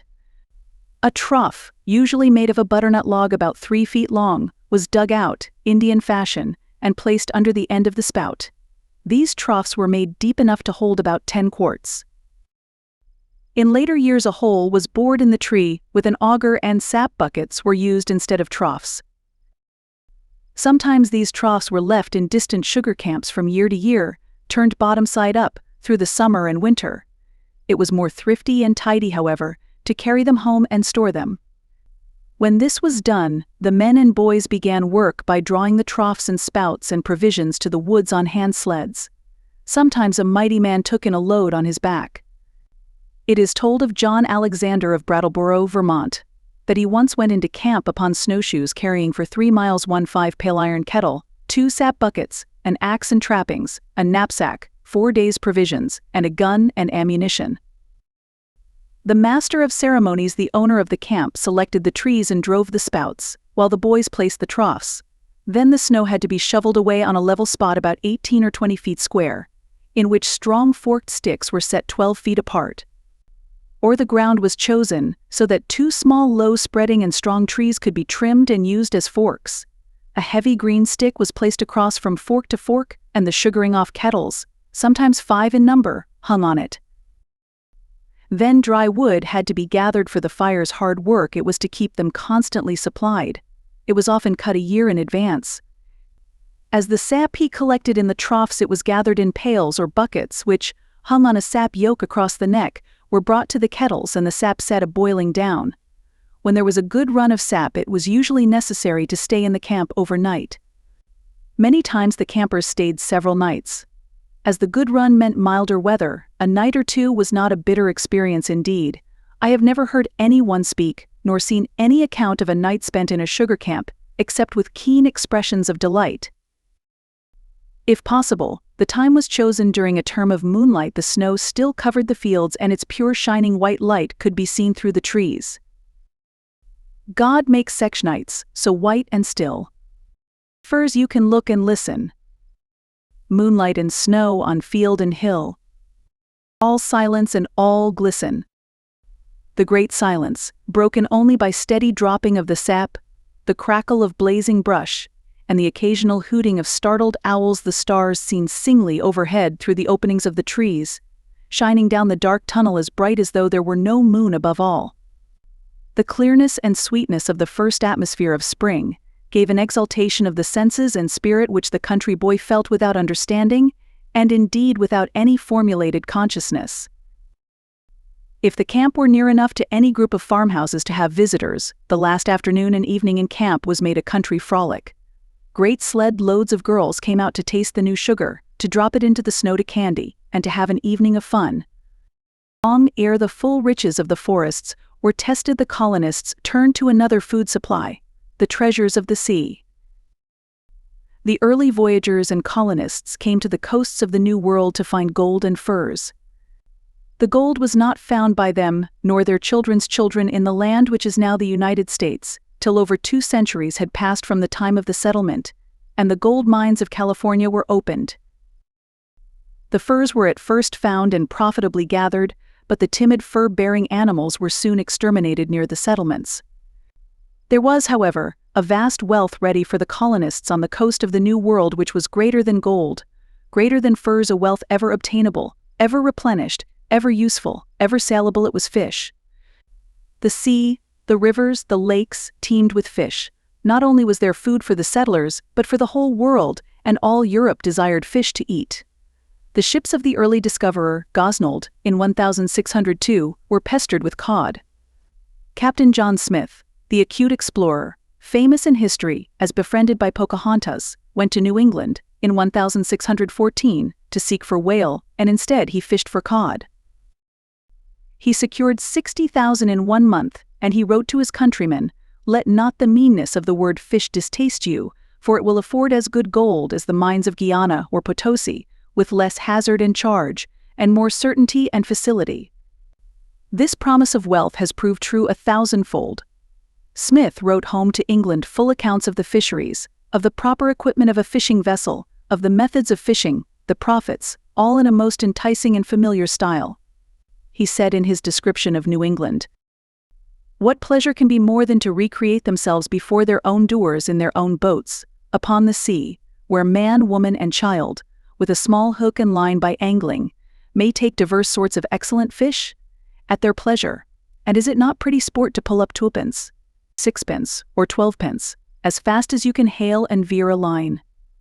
If a man work but 3 days in season, he may get more than he can spend, unless he will be excessive. Young boys and girls, salvages or any other, be they never such idlers, may turn, carry, and return fish without shame or either great pain. He is very idle that is past 12 years of age and cannot do so much, and she is very old that cannot spin a thread to catch them."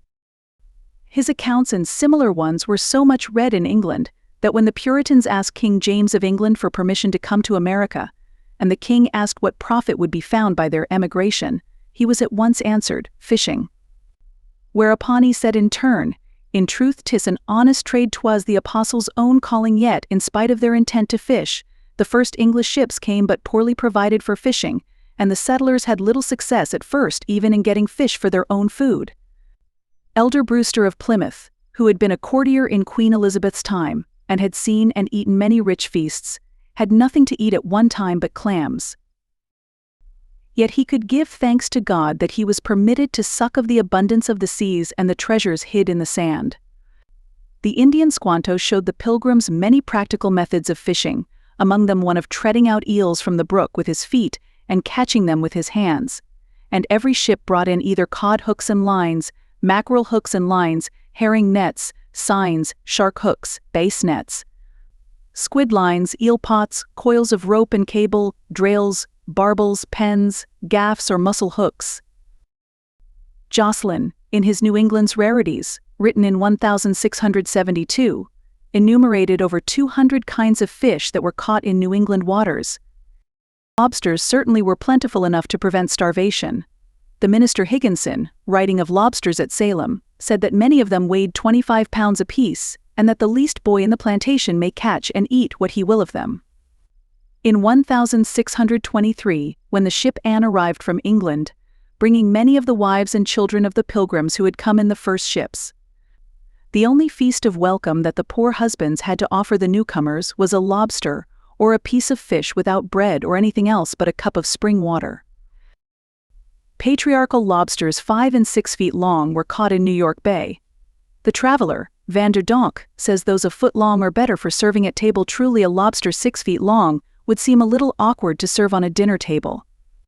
Edis, in his Letters from America, written in 1792, says these vast lobsters were caught in New York waters until Revolutionary days, when since the incessant cannonading, they have entirely forsaken the coast, not one having been taken or seen since the commencement of hostilities. Beside these great shellfish, the giant lobster confined in our New York aquarium in 1897 seems but a dwarf. In Virginia waters, lobsters were caught, and vast crabs, often a foot in length and 6 inches broad, with a long tail and many legs. One of these crabs furnished a sufficient meal for 4 men.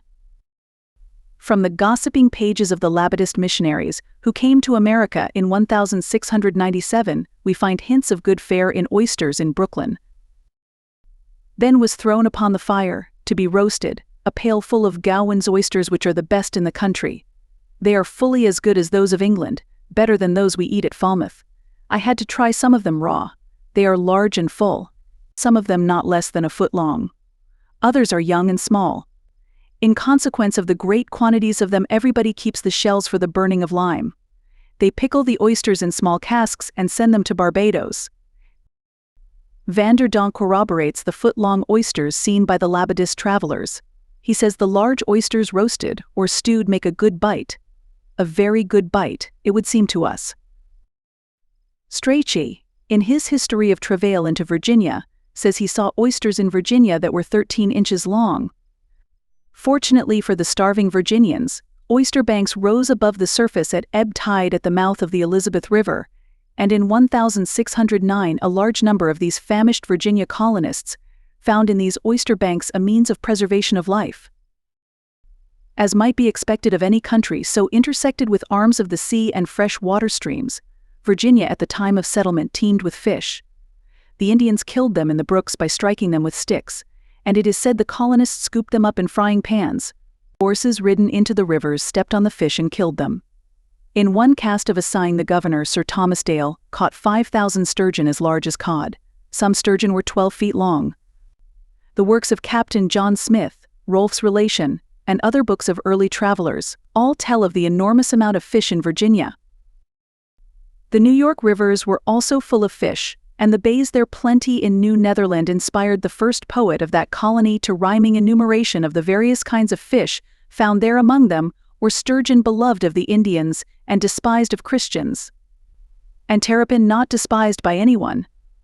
Some persons, wrote the Dutch traveler, Van der Donck, in 1656, prepare delicious dishes from the water terrapin, which is luscious food. The Middle and Southern states paid equally warm but more tardy tribute to the terrapin's reputation as luscious food.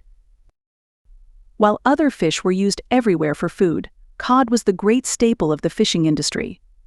By the year 1633, Dorchester and Marblehead had started in the fisheries for trading purposes.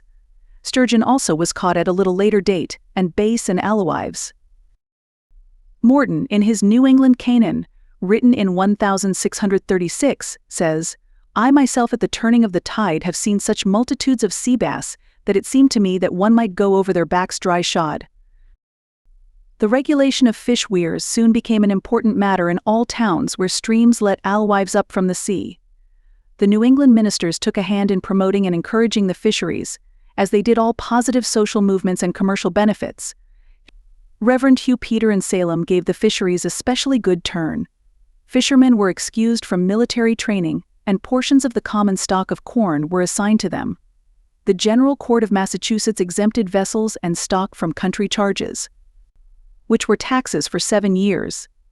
Seashore towns assigned free lands to each boat to be used for stays and flakes for drying.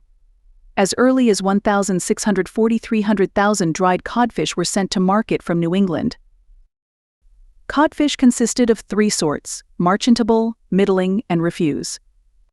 The first grade was sold chiefly to Roman Catholic Europe, to supply the constant demands of the fast days of that religion, and also those of the Church of England. The second was consumed at home, or in the merchant vessels of New England. The third went to the Negroes of the West Indies, and was often called Jamaica fish. The dun fish, or dumb fish, as the word was sometimes written, were the best, so called from the dun color. Fish was always eaten in New England for a Saturday dinner, and Mr. Palfrey, the historian, says that until this century no New England dinner on Saturday, even a formal dinner party, was complete without dun fish being served.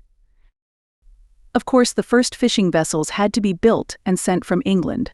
Some carried 50 men. They arrived on the coast in early spring, and by midsummer sailed home.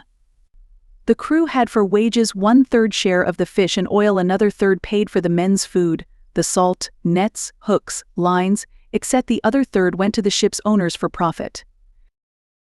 This system was not carried out in New England. There, each fisherman worked on his own hook, and it was literally his own hook, for a tally was kept of the fish caught by each man, and the proceeds of the trip were divided in proportion to the number of fish each caught. When there was a big run of fish, the men never stopped to eat or sleep, but when food was held to them, gnawed it off while their hands were employed with the fish lines. With every fishing vessel that left Gloucester and Marblehead, the chief centers of the fishing industries, went a boy of 10 or 12 to learn to be a skilled fisherman. He was called a cut-tail, for he cut a wedge-shaped bit from the tail of every fish he caught, and when the fish were sorted out, the cut tails showed the boy's share of the profit. For centuries, fish was plentiful and cheap in New England. The traveler Bennett wrote of Boston in 1740. Fish is exceedingly cheap. They sell a fine cod, will weigh 12 pounds or more, just taken out of the sea for about 2 sterling. They have smelts too, which they sell as cheap as sprats in London. Salmon too, they have in great plenty. And these they sell for about $1 apiece, which will weigh 14 or 15 pounds. Two kinds of delicious fish, beloved perhaps above all others today, salmon and shad, seem to have been lightly regarded in colonial days. The price of salmon less than a penny a pound shows the low estimation in which it was held in the early years of the 18th century. It is told that farm laborers in the vicinity of the Connecticut River, when engaged to work, stipulated that they should have salmon for dinner, but once a week. Shad were profoundly despised. It was even held to be somewhat disreputable to eat them, and the story is told of a family in Hadley, Massachusetts, who were about to dine on shad, that hearing a knock at the door, they would not open it till the platter holding the obnoxious shad had been hidden. At first they were fed chiefly to hogs. 2 shad for a penny was the ignoble price in 1733, and it was never much higher until after the Revolution. After shad and salmon acquired a better reputation as food, the falls of various rivers became great resorts for American fishermen as they had been for the Indians. Both kinds of fish were caught in scoop nets and signs below the falls. Men came from a distance and loaded horses and carts with the fish to carry home. Every farmhouse near was filled with visitors. It was estimated that at the falls at South Hadley there were 1,500 horses in one day. Salted fish was as carefully prepared and amiably regarded for home use in New England and New York as in England and Holland at the same date. The ling and herring of the old countries of Europe gave place in America to cod, shad, and mackerel. The greatest pains was taken in preparing, drying, and salting the plentiful fish. It is said that in New York towns, such as New York and Brooklyn, after shad became a popular fish, great heaps were left when purchased at each door, and that the necessary cleaning and preparation of the shad was done on the street. As all housewives purchased shad and salted and packed at about the same time, those public scavengers, the domestic hogs who roamed the town streets unchecked and ever welcomed, must have been specially useful at shad time. Not in the waters, but of it, were the magnificent tribes of marine fowl that, undiminished by the feeble weapons and few numbers of the Indians, had peopled for centuries the waters of the New World.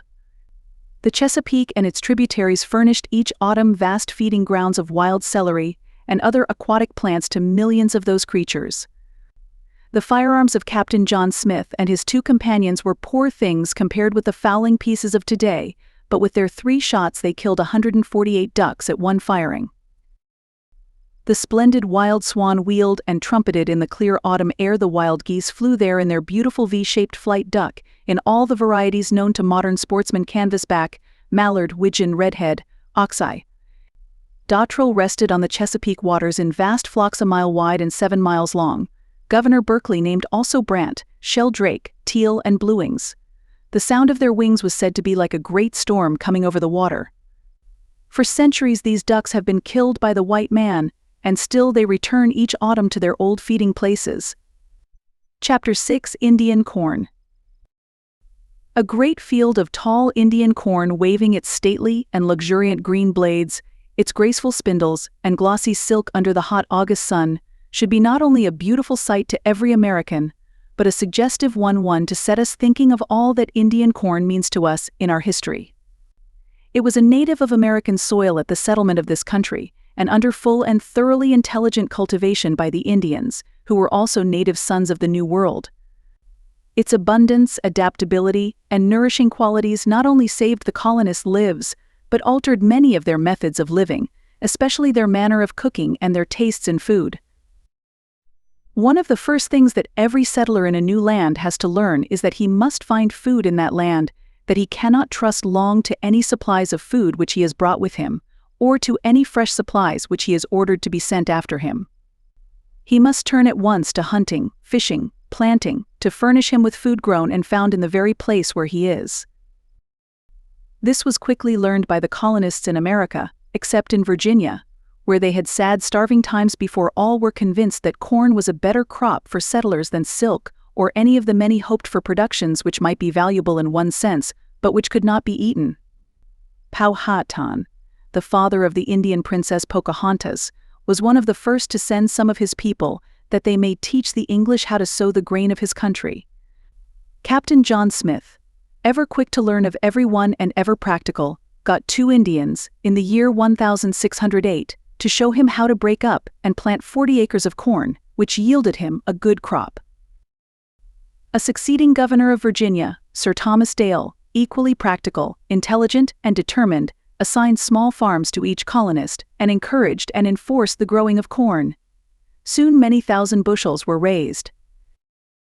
There was a terrible Indian massacre in 1622, for the careless colonists, in order to be free to give their time to the raising of that new and exceedingly alluring and high-priced crop, tobacco, had given the Indians firearms to go hunting game for them.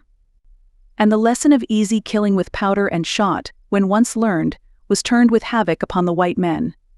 The following year comparatively little corn was planted, as the luxuriant foliage made a perfect ambush for the close approach of the savages to the settlements. There was, of course, scarcity and famine as the result, and a bushel of cornmeal became worth 20 to 30 shillings, which some had a value equal to $20 to $30 today. The planters were each compelled by the magistrates the following year to raise an ample amount of corn to supply all the families and to save a certain amount for seed as well. There has been no lack of corn since that time in Virginia.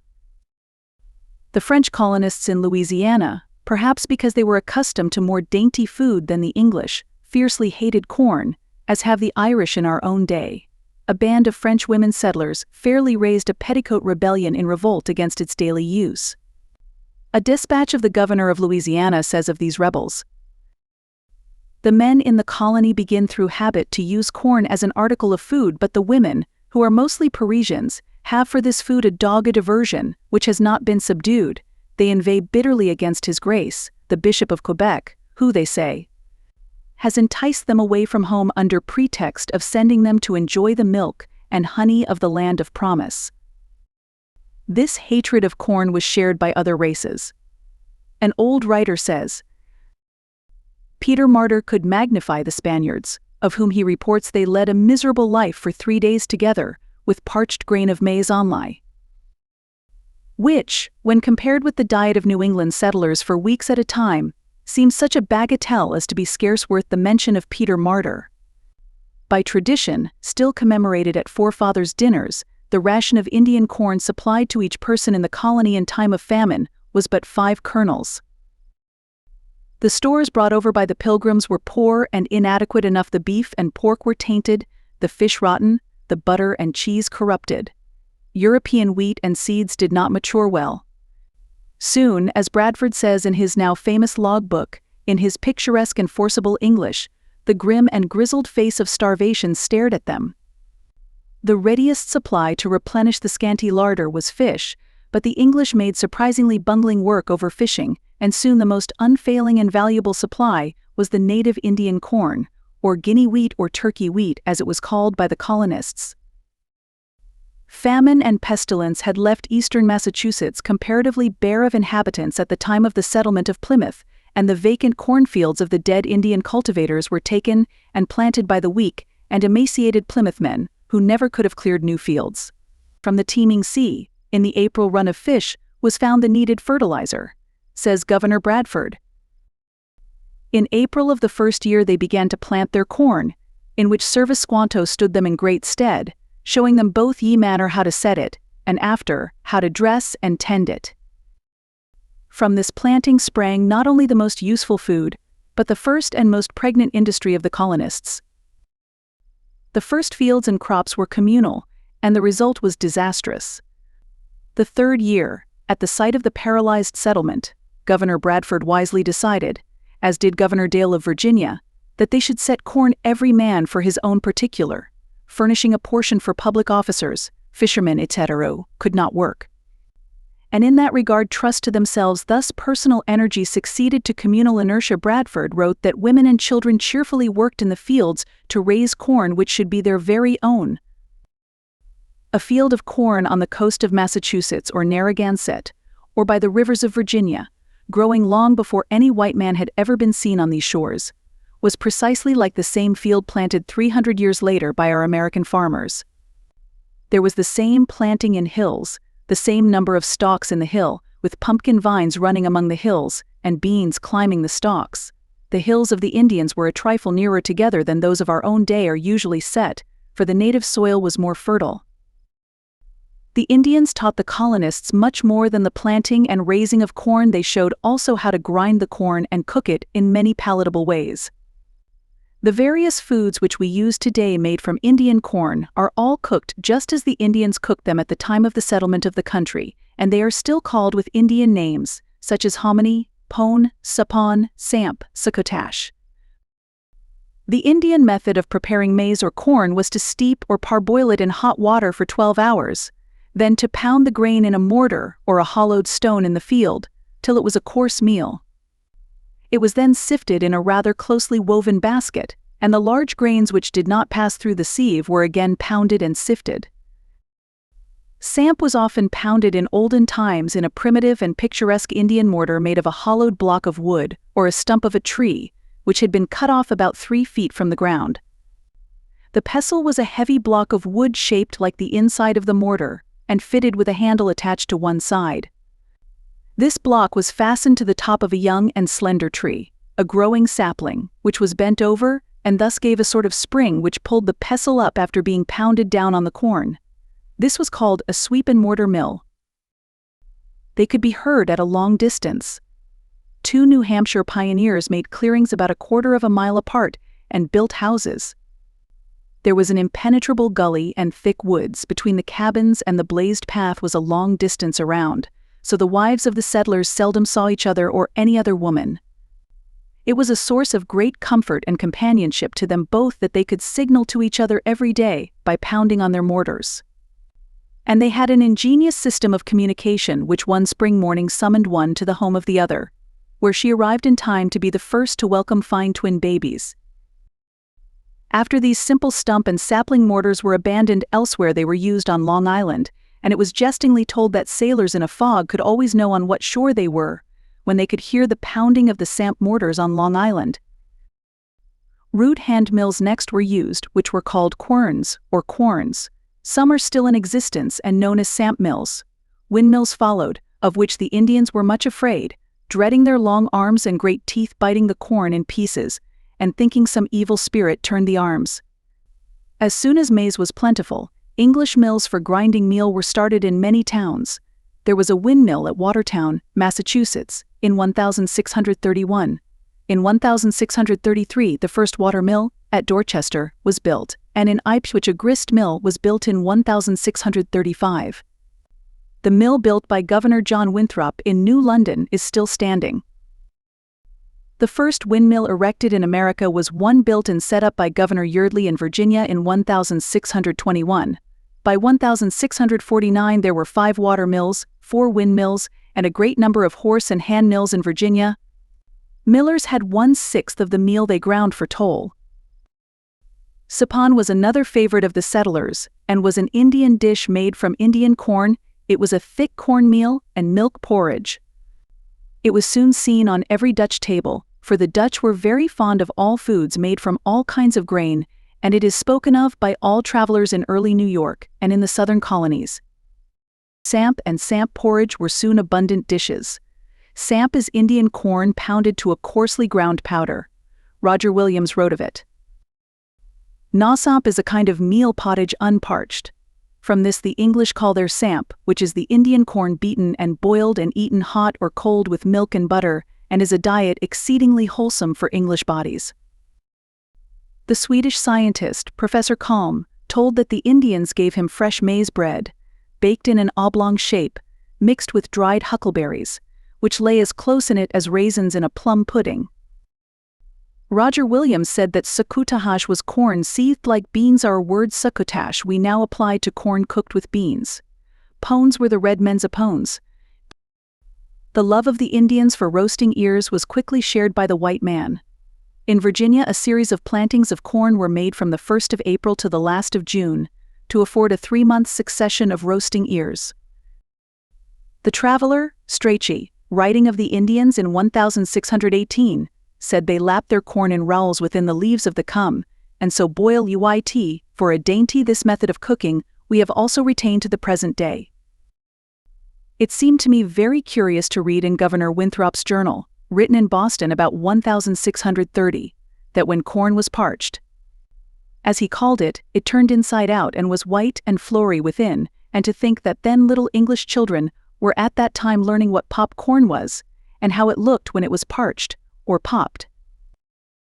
Hasty pudding had been made in England of wheat flour or oatmeal and milk, and the name was given to boiled puddings of cornmeal and water. It was not a very suitable name, for cornmeal should never be cooked hastily, but requires long boiling or baking. The hard Indian pudding, slightly sweetened and boiled in a bag, was everywhere made.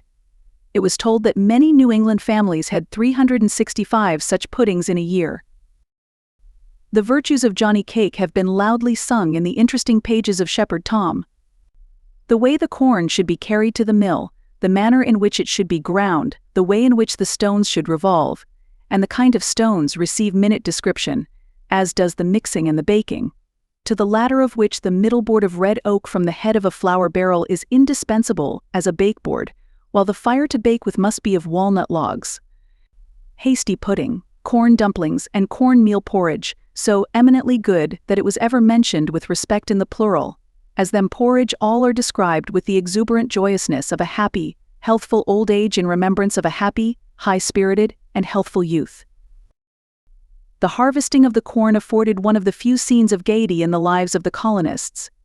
A diary of one Ames of Dedham, Massachusetts, in the year 1767, thus describes a corn husking, and most ungallantly says naught of the red ear and attendant osculation. Made a husking entertained. Possibly this leaf may last a century, and fall into the hands of some inquisitive person, for whose entertained I will inform him that now there is a custom amongst us of making an entertained at husking of Indian corn, whereto all the neighboring swains are invited. And after the corn is finished they like the Hottentots give 3 cheers or huzzas, but cannot carry in the husks without a rum bottle. They feign great exertion but do nothing till rum enlivens them, when all is done in a trice. Then after a hearty meal about 10 at night they go to their pastimes. There was one way of eating corn which was spoken of by all the early writers and travelers which we should not be very well satisfied with now, but it shows us how useful and necessary corn was at that time, and how much all depended on it. This preparation of corn was called no cake or nokik. An old writer named Wood thus defined it. It is Indian corn parched in the hot ashes. The ashes being sifted from it, it is afterwards beaten to powder and put into a long leathern bag trussed at the Indian's back like a knapsack, out of which they take 3 spoonsful a day. It was held to be the most nourishing food known, and in the smallest and most condensed form. Both Indians and white men usually carried it in a pouch when they went on long journeys, and mixed it with snow in the winter and water in summer. Gookin says it was sweet, toothsome, and hearty. With only this nourishment the Indians could carry loads fitter for elephants than men. Roger Williams says a spoonful of this meal and water made him many a good meal. When we read this, we are not surprised that the Pilgrims could keep alive on what is said was at one time of famine their food for a day, 5 kernels of corn apiece. The Apostle Eliot, in his Indian Bible, always used the word nukik for the English words flour or meal.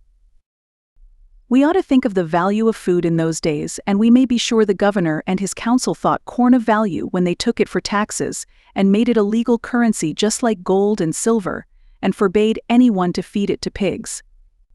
If you happen to see the price of corn during those years down to revolutionary times, you will, perhaps, be surprised to see how much the price varied. From 10 shillings a bushel in 1631, to 2 shillings in 1672, to 20 in 1747, to 2 in 1751, and 100 shillings at the opening of the Revolution. In these prices of corn, as in the price of all other articles at this time, the difference was in the money, which had a constantly changing value, not in the article itself or its usefulness. The corn had a steady value. It always furnished just so much food and really was a standard itself, rather than measured and valued by the poor and shifting money. There are many other interesting facts connected with the early culture of corn, of the finding hidden in caves or caches in the ground, the Indian's corn which he had stored for seed of the sacred corn dances. All of the Indians that the first patent granted in England to an American was to a Philadelphia woman for a mill to grind a kind of hominy of the great profit to the colonists in corn raising, for the careless and greedy Indians always ate up all their corn as soon as possible. Then had to go out and trap beavers in the woods to sell the skins to the colonists for corn to keep them from starving. One colonist planted about 8 bushels of seed corn. He raised from this 864 bushels of corn, which he sold to the Indians for beaver skins, which gave him a profit of PS 327. Many games were played with the aid of kernels of corn, fox and geese, checkers, hull gull. How many in games in which the corn served as counters? The ears of corn were often piled into the attic until the floor was a foot deep with them. I once entered an Earle bedroom in a Massachusetts farmhouse where the walls, rafters and 4-post bedstead were hung solid with ears of yellow corn, which truly made a sunshine in a shady place. Some of the preparation of corn fell upon the boys. It was their regular work all winter in the evening firelight to shell corn from the ears by scraping them on the iron edge of the wooden shovel or on the fire peel. My father told me that even in his childhood in the first quarter of this century, many families of moderate means fastened the long-handled frying pan across a tub and drew the corn ears across the sharp edge of the handle of the pan. I note in Peter Parley's reminiscences of his childhood a similar use of a frying pan handle in his home. Other farmers set the edge of a knife blade in a piece of wood and scraped on the back of the blade. In some households the corn was pounded into hominy in wooden mortars. An old corn sheller used in western Massachusetts is here shown. When the corn was shelled, the cobs were not carelessly discarded or disregarded. They were stored often in a lean-to or loft in the kitchen ell. From thence they were brought down in skips or boxes, about a bushel at a time, and after being used by the children as playthings to build cob houses, were employed as light wood for the fire. They had a special use in many households for smoking hams, and their smoke was deemed to impart a specially delightful flavor to hams and bacon. One special use of corn should be noted. By order of the government of Massachusetts Bay in 1623, it was used as ballots in public voting. At annual elections of the governor's assistants in each town, a kernel of corn was deposited to signify a favorable vote upon the nominee, while a bean signified a negative vote, and if any free man shall put in more than 1 Indian corn or bean, he shall forfeit for every such offense 10 pounds. The choice of a national flower or plant is much talked about today. Aside from the beauty of maize when growing and its wonderful adaptability in every part for decoration, would not the noble and useful part played by Indian corn in our early history entitle it to be our first choice? Chapter 7: Meat and Drink. The food brought in ships from Europe to the colonists was naturally limited by the imperfect methods of transportation which then existed. Nothing like refrigerators were known. No tinned foods were even thought of. Ways of packing were very crude and careless, so the kinds of provisions which would stand the long voyage on a slow-sailing vessel were very few. The settlers turned at once, as all settlers in a new land should, to the food supplies found in the new home. Of these, the 3 most important ones were corn, fish, and game. I have told of their plenty, their value, and their use. There were many other bountiful and good foods, among them pumpkins or pompions, as they were at first called. The pumpkin has sturdily kept its own place on the New England farm, varying in popularity and use, but always of value as easy of growth, easy of cooking, and easy to keep in a dried form. Yet the colonists did not welcome the pumpkin with eagerness, even in times of great want. They were justly rebuked for their indifference and dislike by Johnson in his wonder-working Providence, who called the pumpkin a fruit which the Lord fed his people with till corn and cattle increased, and another pumpkin lover referred to the times wherein old Pompion was a saint. One colonial poet gives the golden vegetable this tribute: "We have pumpkins at morning and pumpkins at noon. If it were not for pumpkins we should be undone. I am very sure were I living on dried corn and scant shellfish, as the pilgrims were forced to do, I should have turned with delight to Pompion sauce as a change of diet. Stewed pumpkins and pumpkin bread were coarse ways of using the fruit for food." Pumpkin bread made of half Indian meal was not very pleasing in appearance. A traveler in 1704 called it an awkward food. It is eaten in Connecticut to this day. The Indians dried pumpkins and strung them for winter use, and the colonists followed the Indian custom. In Virginia, pumpkins were equally plentiful and useful.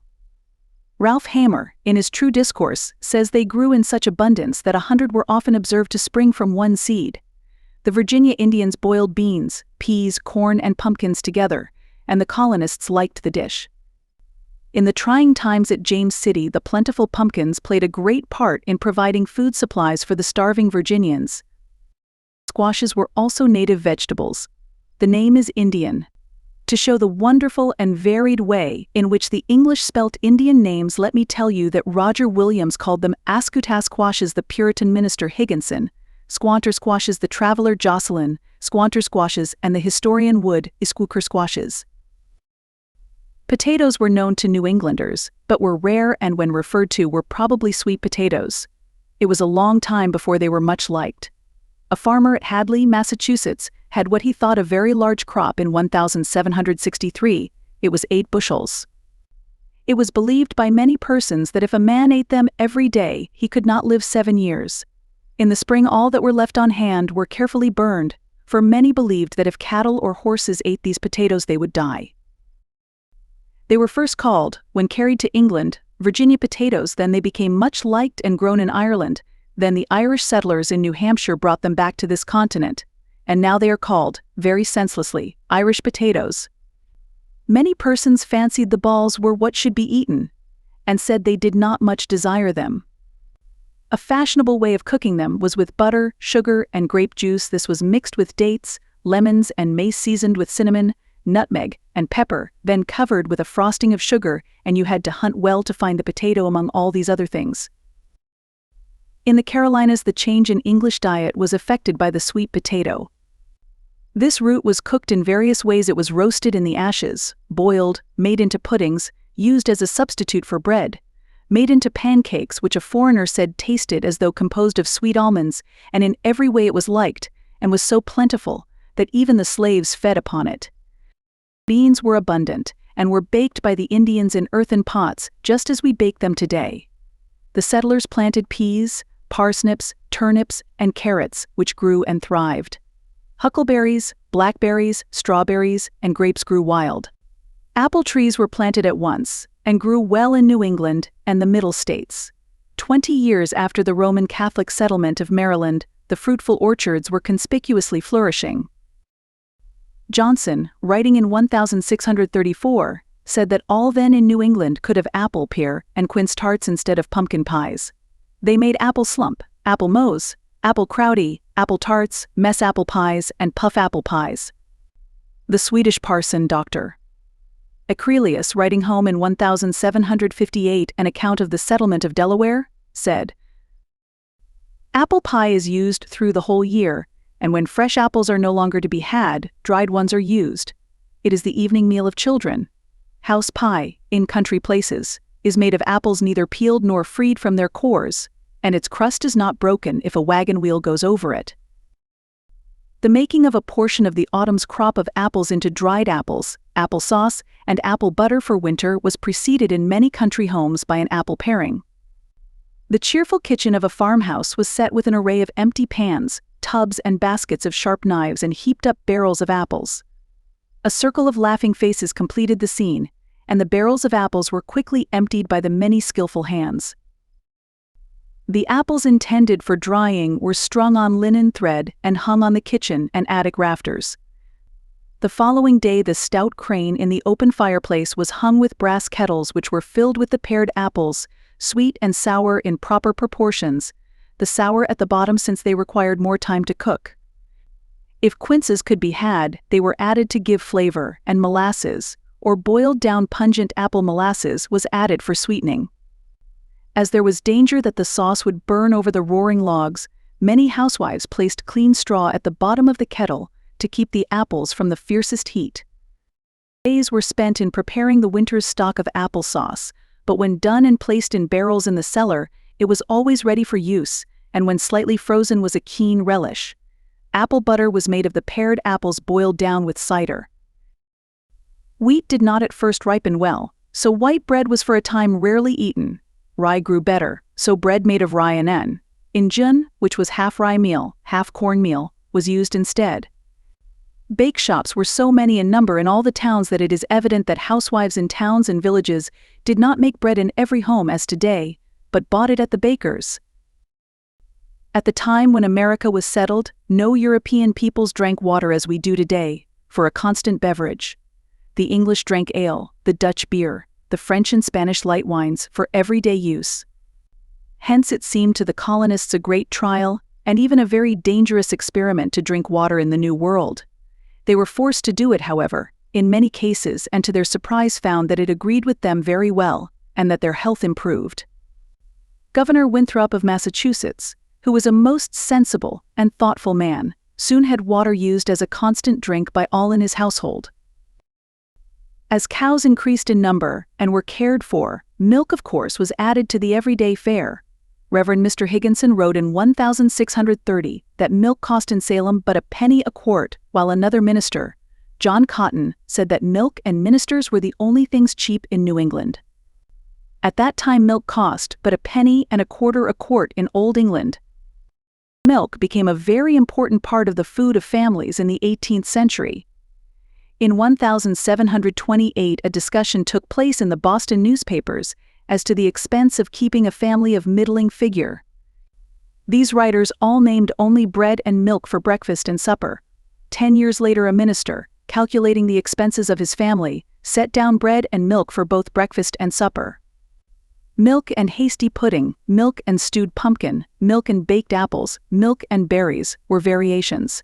In winter, when milk was scarce, sweetened cider diluted with water was used instead. Sometimes bread was soaked with this mixture. It is said that children were usually very fond of it. As comparatively few New England families in the 17th century owned churns, I cannot think that many made butter. Of course families of wealth ate it, but it was not common as today. In the inventories of the property of the early settlers of Maine there is but one churn named. Butter was worth from 3d to 6d a pound. As cattle increased the duties of the dairy grew, and soon were never ceasing and ever tiring. The care of cream and making of butter was in the 18th century the duty of every good wife and dame in the country, and usually in the town. Though the shape and ease of action of churns varied, still butter making itself varied little from the same work today. Several old-time churns are shown, the revolving one being the most unusual. Cheese was plentiful and good in all the northern colonies. It was also an unending care from the time the milk was set over the fire to warm and then to curdle through the breaking of the curds in the cheese basket, through shaping into cheeses and pressing in the cheese press, placing them on the cheese press, placing them on the cheese ladders, and constantly turning and rubbing them. An old cheese press, cheese ladder, and cheese basket from Deerfield Memorial Hall are shown in the illustration. In all households, even in those of great wealth and many servants, assistance was given in all housewifery by the daughters of the household. In the South it was chiefly by superintendence and teaching through actual exposition the Negro slaves. In the North it was by the careful performance of the work. The manuscript cooking receipt book of many an ancient dame shows the great care they took in family cooking. English methods of cooking at the time of the settlement of this country were very complicated and very laborious. It was a day of hashes, ragouts, soups, hotchpots, etc. There were no great joints served until the time of Charles I. In almost every 16th century receipt for cooking meat appear some such directions as these: why mince it, smite them on gobbets, hew them on gobbets, chop on gobbets, hew small, dice them, skirn them to dice, kerf it to dice, grind all to dust, smite on pieces, parcel hem. Hew small on morselian, hack them small, cut them on culpons. Great amounts of spices were used, even perfumes, and as there was no preservation of meat by ice, perhaps the spices and perfumes were necessary. Of course, the colonists were forced to adopt simpler ways of cooking, but as towns and commerce increased, there were many kitchen duties which made much tedious work. Many pickles, spiced fruits, preserves, candied fruits and flowers, and marmalades were made. Preserving was a very different art from canning fruit today. There were no hermetically sealed jars, no chemical methods, no quick work about it. Vast jars were filled with preserves so rich that there was no need of keeping the air from them. They could be opened, that is, the paper cover taken off, and used as desired. There was no fear of fermentation, souring, or molding. The housewives pickled samphire, fennel, purple cabbage, nasturtium buds, green walnuts, lemons, radish pods, barberries, elder buds, parsley, mushrooms, asparagus, and many kinds of fish and fruit. They candied fruits and nuts, made many marmalades and quidneys, and a vast number of fruit wines and cordials. Even their cakes, pies, and puddings were most complicated, and humble households were lavish in the various kinds they manufactured and ate. They collared and potted many kinds of fish and game, and they salted and soused. Salted meat was eaten, and very little fresh meat, for there were no means of keeping meat after it was killed. Every well-to-do family had a powdering tub in which meat was powdered, that is, salted and pickled. Many families had a smokehouse, in which beef, ham, and bacon were smoked. Perhaps the busiest month of the year was November, called killing time, when the chosen day arrived. Oxen, cows, and swine which had been fattened for the winter's stock were slaughtered early in the morning, that the meat might be hard and cold before being put in the pickle. Sausages, rolliches, and head cheese were made, lard tried out, and tallow saved. A curious and quaint domestic implement or utensil found hanging on the walls of some kitchens was what was known as a sausage gun. One here is shown with the piston detached, and also ready for use. The sausage meat was forced out through the nozzle into the sausage cases. A simpler form of sausage stuffer has also been seen, much like a tube and piston garden syringe, though I must add a suspicion which has always lingered in my mind, that the latter utensil was really a syringe gun, such as once was used to disable hummingbirds by squirting water upon them. Sausage meat was thus prepared in New York farmhouses. The meat was cut coarsely into half-inch pieces and thrown into wooden boxes about 3 feet long and 10 inches deep. Then its first chopping was by men using spades which had been ground to a sharp edge. There were many families that found all their supply of sweetening in maple sugar and honey, but housewives of dignity and elegance desired to have some supply of sugar, certainly to offer visitors for their dish of tea. This sugar was always loaf sugar, and truly loaf sugar, for it was purchased ever in great loaves or cones which averaged in weight about 9 to 10 pounds apiece. One cone would last thrifty folk for a year. This pure clear sugar cone always came wrapped in a deep blue-purple paper, of such unusual and beautiful tint and so color-laden that in country homes it was carefully saved and soaked to supply a dye for a small amount of the finest wool, which was used when spun and dyed for some specially choice purpose. The cutting of this cone of sugar into lumps of equal size and regular shape was distinctly the work of the mistress and daughters of the house. It was too exact and too dainty a piece of work to be entrusted to clumsy or wasteful servants. Various simply shaped sugar shears or sugar cutters were used. An ordinary form is shown in the illustration. I well recall the only family in which I ever saw this solemn function of sugar cutting take place. It was about 30 years ago.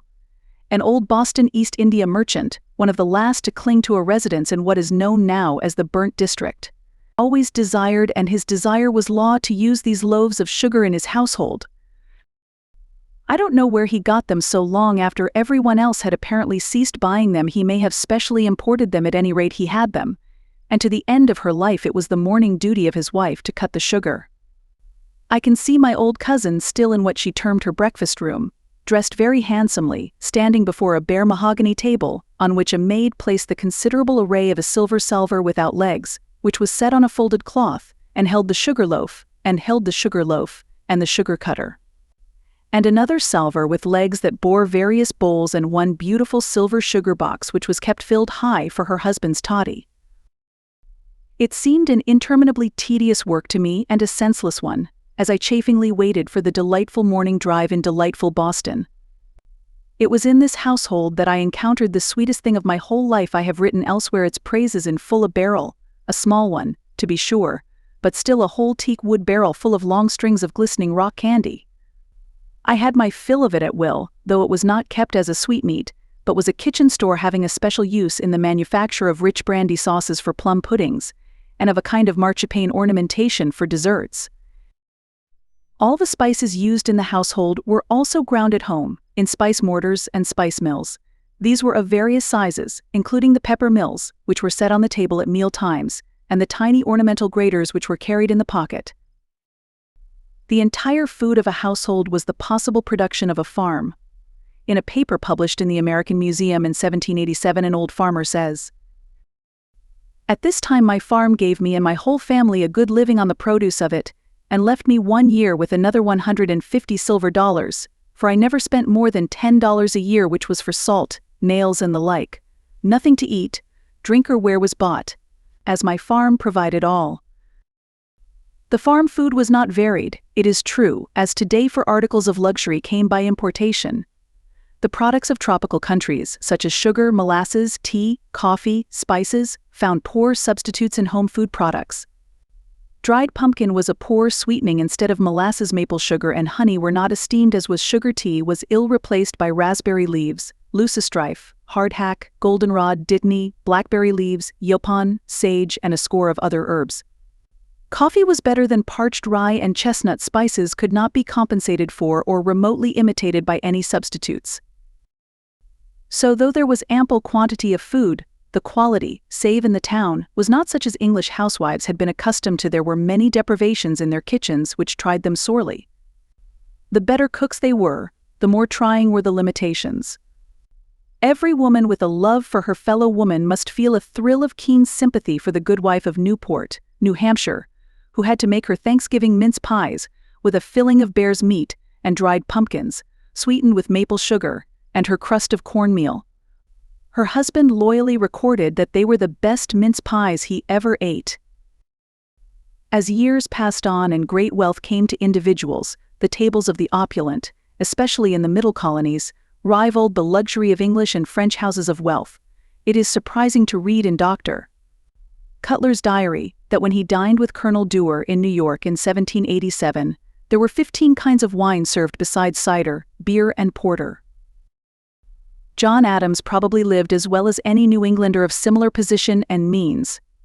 A Sunday dinner at his house was thus described by a visitor. The first course was a pudding of Indian meal, molasses, and butter. Then came a course of veal and bacon, neck of mutton, and vegetables. When the New Englander went to Philadelphia, his eyes opened wide at the luxury and extravagance of fare. He has given in his diary some accounts of the lavishness of the Philadelphia larder. Such entries as these are found. Of the home of Mears Fisher, a young Quaker lawyer, this plain friend, with his plain but pretty wife with her thees and thous, had provided us a costly entertainment: ducks, hams, chickens, beef, pig, tarts, creams, custards, jellies, fools, trifles, floating islands, beer, porter, punch, wine, and a long etc. At the home of Chief Justice Chew about 4:00 we were called to dinner.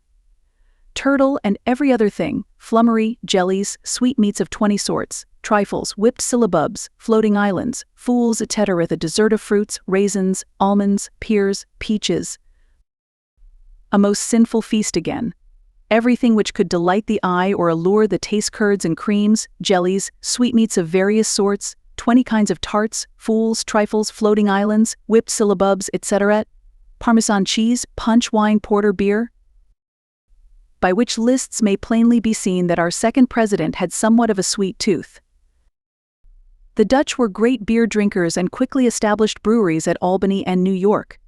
But before the century had ended, New Englanders had abandoned the constant drinking of ale and beer for cider. Cider was very cheap, but a few shillings a barrel. It was supplied in large amounts to students at college, and even very little children drank it.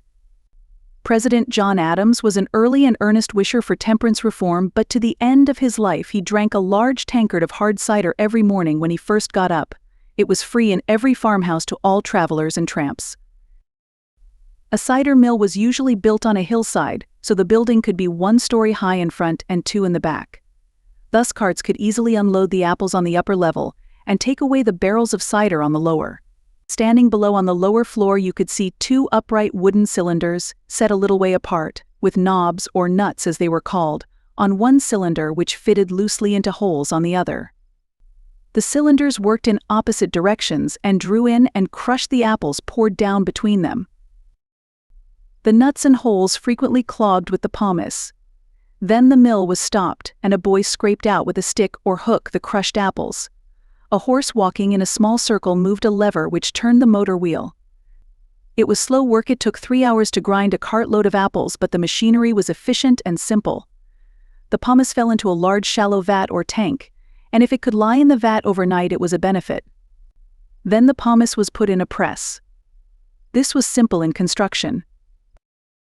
At the bottom was a platform grooved in channels. A sheaf of clean straw was spread on the platform, and with wooden shovels the pomace was spread thick over it.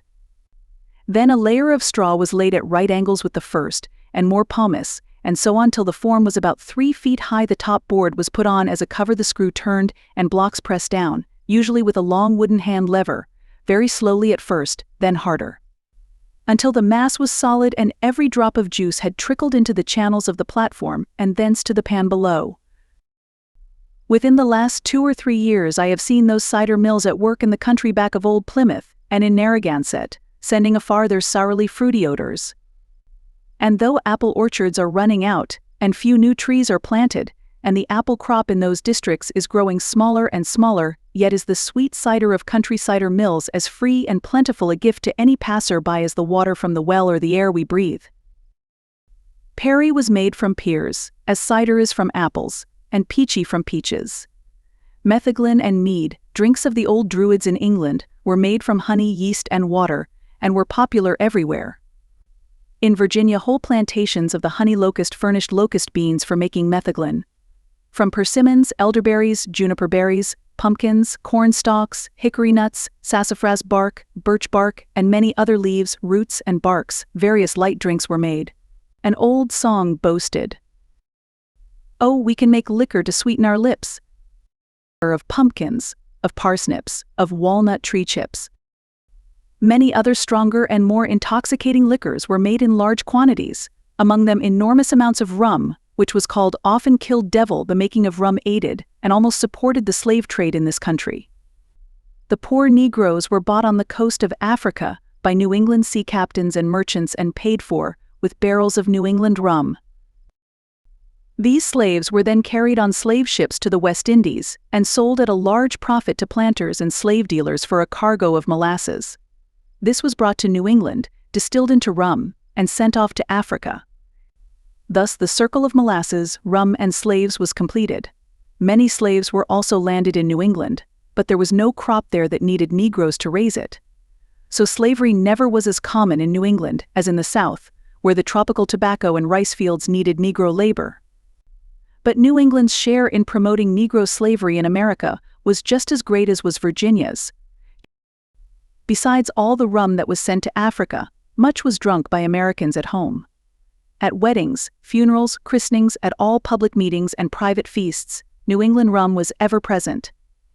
In nothing is more contrast shown between our present day and colonial times than in the habits of liquor drinking. We cannot be grateful enough for the temperance reform, which began at the early part of this century, and was so sadly needed. For many years the colonists had no tea, chocolate, or coffee to drink, for those were not in use in England when America was settled. In 1692 dealers were licensed to sell tea in public in Boston. Green and Bohea teas were sold at the Boston apothecaries in 1712. For many years tea was also sold like medicine in England at the apothecaries and not at the grocers. Many queer mistakes were made through ignorance of its proper use. Many colonists put the tea into water, boiled it for a time, threw the liquid away, and ate the tea leaves. In Salem they did not find the leaves very attractive, so they put butter and salt on them. In 1670, a Boston woman was licensed to sell coffee and chocolate, and soon coffee houses were established there. Some did not know how to cook coffee any more than tea, but boiled the whole coffee beans in water, ate them, and drank the liquid, and naturally this was not very good either to eat or drink. At the time of the Stamp Act, when patriotic Americans threw the tea into Boston Harbor, Americans were just as great tea drinkers as the English. Now it is not so. The English drink much more tea than we do, and the habit of coffee drinking, first acquired in the Revolution, has descended from generation to generation, and we now drink more coffee than tea. This is one of the differences in our daily life caused by the Revolution. Many homegrown substitutes were used in revolutionary times for tea. Ribwort was a favorite one. Strawberry and currant leaves, sage, thoroughwort, and liberty tea, made from the four-leaved loosestrife. Hyperion tea was raspberry leaves and was said by good patriots to be very delicate and most excellent. Chapter 8: Flax Culture and Spinning. In recounting the various influences which assisted the Americans to success in the War for Independence, such as the courage and integrity of the American generals, the generosity of the American people, the skill of Americans in marksmanship, their powers of endurance, their acclimatization, their confidence and faith, etc., we must never forget to add their independence in their own homes of any outside help to give them every necessity of life. No farmer or his wife need fear any king when on every home farm was found food, drink, medicine, fuel, lighting, clothing, shelter. Homemade was an adjective that might be applied to nearly every article in the house. Such would not be the case under similar stress today. In the matter of clothing alone, we could not now be independent. Few farmers raise flax to make linen. Few women can spin either wool or flax, or weave cloth. Many cannot knit. In early days, every farmer and his sons raised wool and flax. His wife and daughters spun them into thread and yarn, knit these into stockings and mittens, or wove them into linen and cloth, and then made them into clothing. Even in large cities, nearly all women spun yarn and thread, all could knit, and many had hand looms to weave cloth at home. These home occupations in the production of clothing have been very happily termed the homespun industries. Nearly every one has seen one of the pretty foot wheels for spinning flax thread for linen, which may yet be found in the attics of many of our farmhouses, as well as in some of our parlors, where, with a bunch of flax wound around and tied to the spindle, they have within a few years been placed as a relic of the olden times. If one of these flax wheels could speak today, it would sing a tale of the patient industry, of the tiring work of our grandmothers, even when they were little children, which ought never to be forgotten. As soon as the colonists had cleared their farms from stones and stumps, they planted a field, or patch of flax, and usually one of hemp. The seed was sown broadcast like grass seed in May. Flax is a graceful plant with pretty drooping blue flowers. Hemp has but a sad-colored blossom.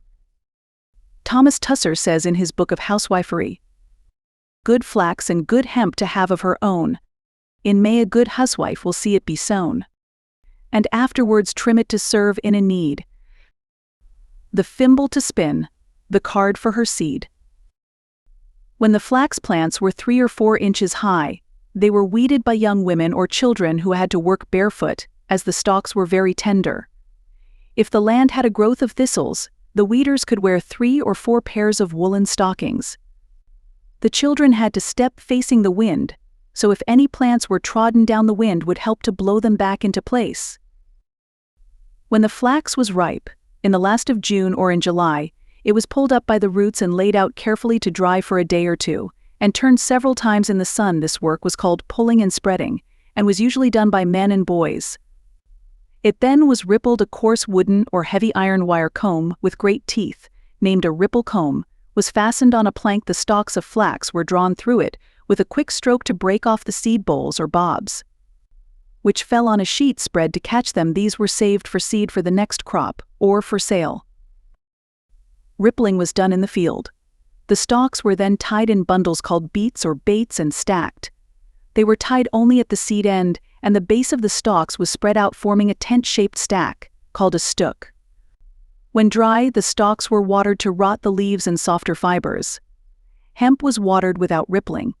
This was done preferably in running water, as the rotting flax poisoned fish. Stakes were set in the water in the form of a square, called a steep pool, and the baits of flax or hemp were piled in solidly, each alternate layer at right angles with the one beneath it. A cover of boards and heavy stones was piled on top. In 4 or 5 days the baits were taken up and the rotted leaves removed. A slower process was termed dew retting. An old author calls it a vile and naughty way, but it was the way chiefly employed in America. When the flax was cleaned, it was once more dried and tied in bundles. Then came work for strong men, to break it on the ponderous flax brake, to separate the fibers and get out from the center the hard woody hex, or bun. Hemp was also broken. A flax brake is an implement which is almost impossible to describe. It was a heavy log of wood about 5 feet long, either large enough so the flat top was about 3 feet from the ground, or set on heavy logs to bring it to that height. A portion of the top was cut down, leaving a block at each end, and several long slats were set in lengthwise and held firm at each end, with edges up, by being set into the end blocks. Then a similar set of slats, put in a heavy frame, was made with the slats set far enough apart to go into the spaces of the lower slats. The flax was laid on the lower slats, the frame and upper slats placed on it, and then pounded down with a heavy wooden mallet weighing many pounds. Sometimes the upper frame of slats, or knives as they were called, were hinged to the big under log at one end and heavily weighted at the other, and thus the blow was given by the fall of the weight, not by the force of the farmer's muscle. The tenacity of the flax can be seen when it would stand this violent beating, and the cruel blow can be imagined, which the farmer's fingers sometimes got when he carelessly thrust his hand with the flax too far under the descending jaw. A shark's maw was equally gentle. Flax was usually broken twice, once with an open tooth break, once with a close or straight break, that is, one where the long, sharp-edged strips of wood were set closely together. Then it was scutched or swingled with a swingling block and knife, to take out any small particles of bark that might adhere. A man could swingle 40 pounds of flax a day, but it was hard work. All this had to be done in clear sunny weather when the flax was as dry as tinder. The clean fibers were then made into bundles called strikes. The strikes were swingled again, and from the refuse called swingle tree herds, coarse bagging could be spun and woven. After being thoroughly cleaned, the rolls or strikes were sometimes beetled, that is, pounded in a wooden trough with a great pestle-shaped beetle over and over again until soft.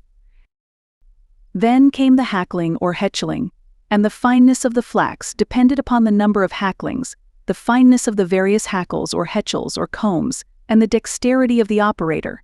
In the hands of a poor hackler, the best of flax would be converted into tow.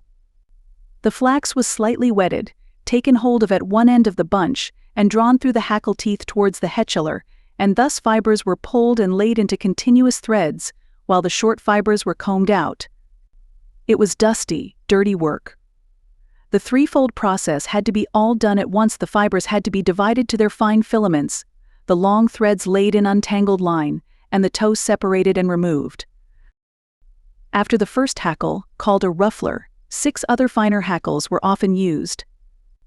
It was one of the surprises of flax preparation to see how little good fiber would be left after all this hackling, even from a large mass of raw material, but it was equally surprising to see how much linen thread could be made from this small amount of fine flax. The fibers were sorted according to fineness. This was called spreading and drawing. So then, after over 20 dexterous manipulations, the flax was ready for the wheel, for spinning, the most dexterous process of all, and was wrapped round the spindle.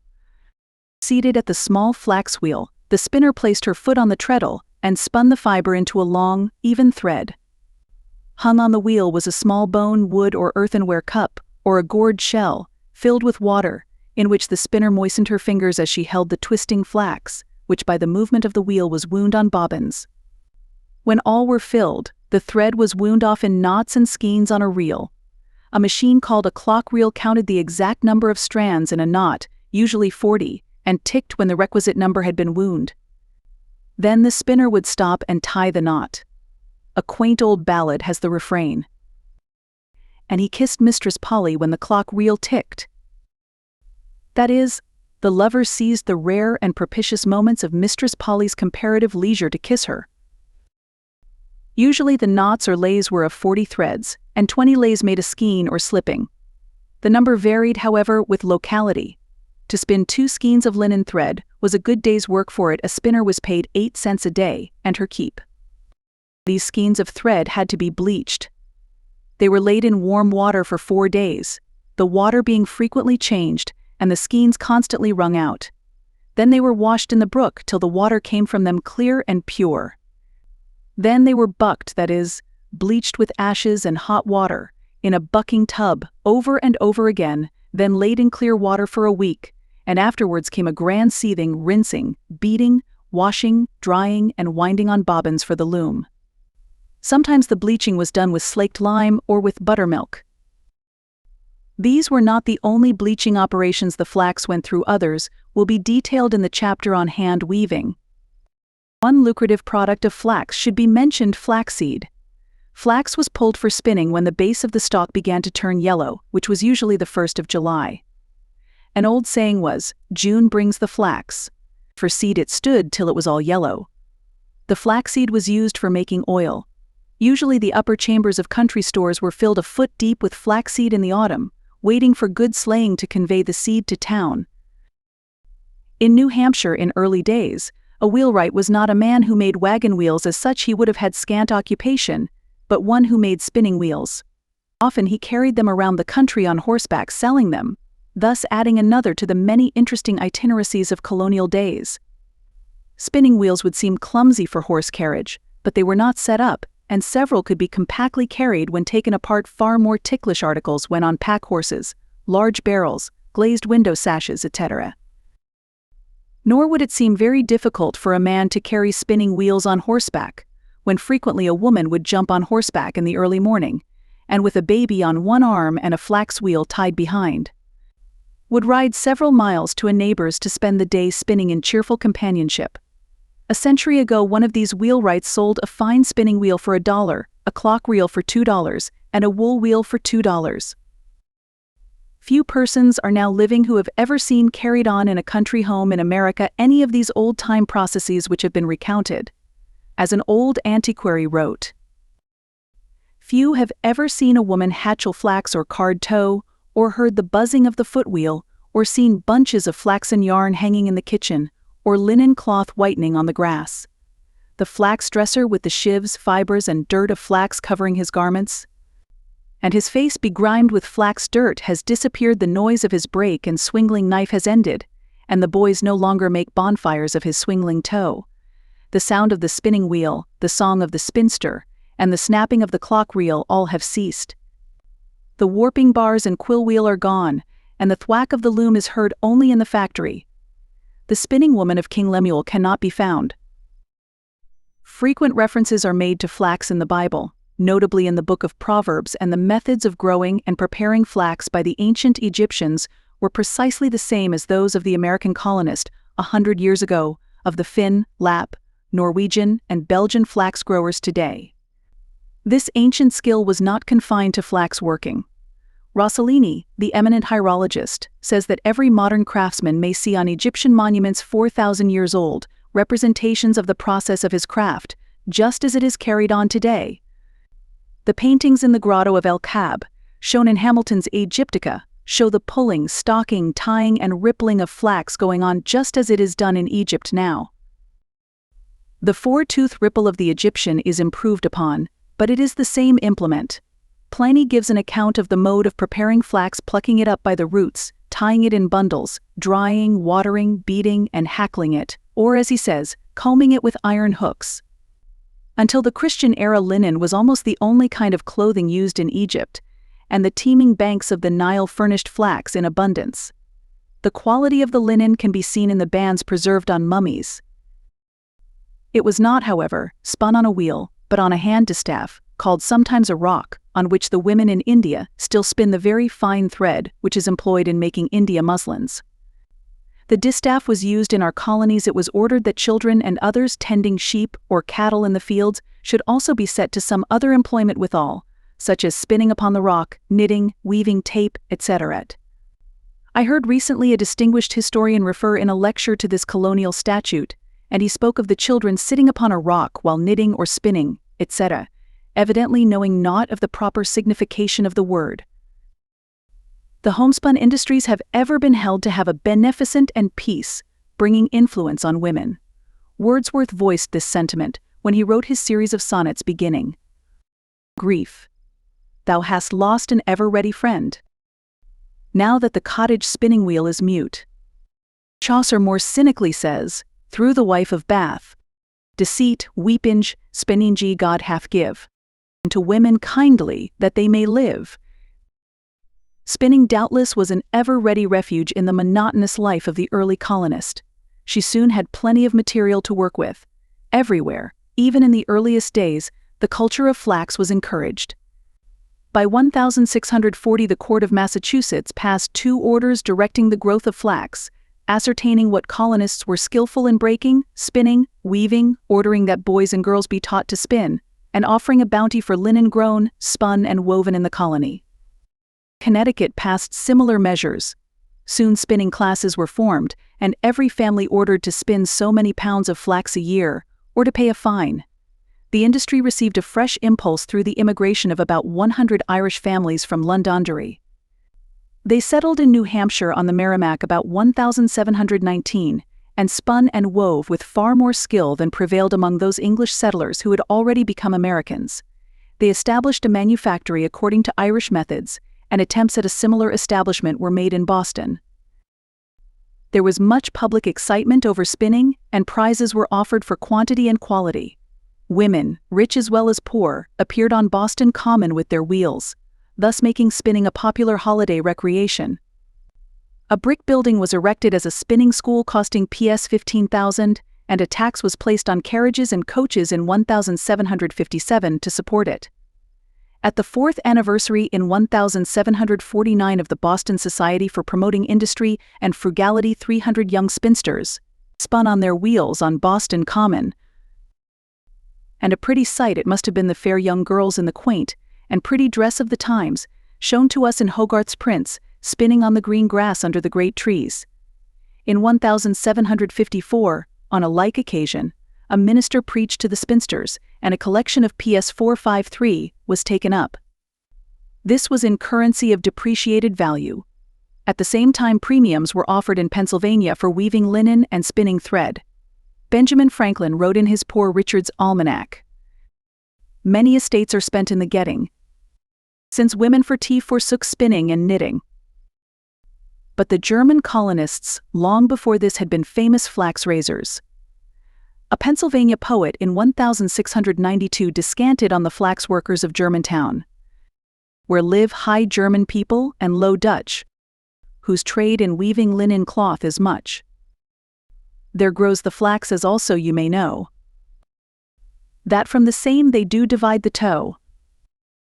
Father Pastorius, their leader, forever commemorated his interest in his colony and in the textile arts by his choice for a device for a seal. Whittier thus describes it in his Pennsylvania Pilgrim.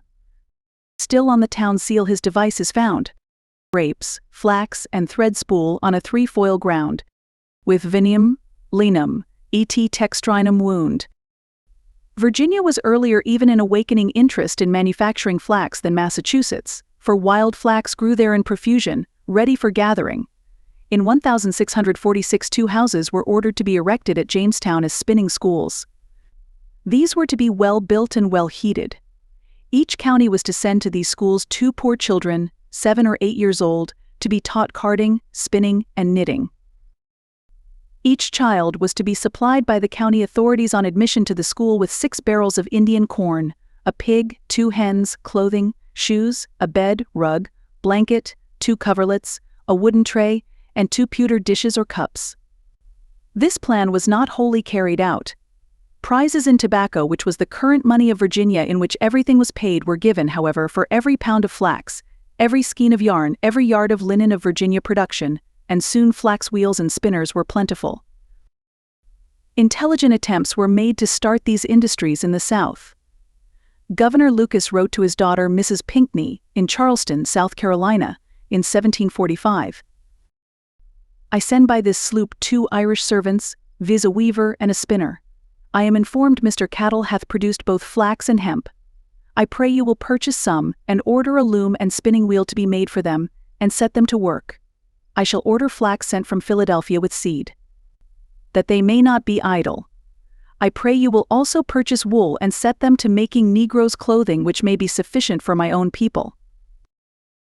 As I am afraid one spinner can't keep a loom at work, I pray you will order a sensible Negro woman or two to learn to spin, and wheels to be made for them. The manservant will direct the carpenter in making the loom, and the woman will direct the wheel.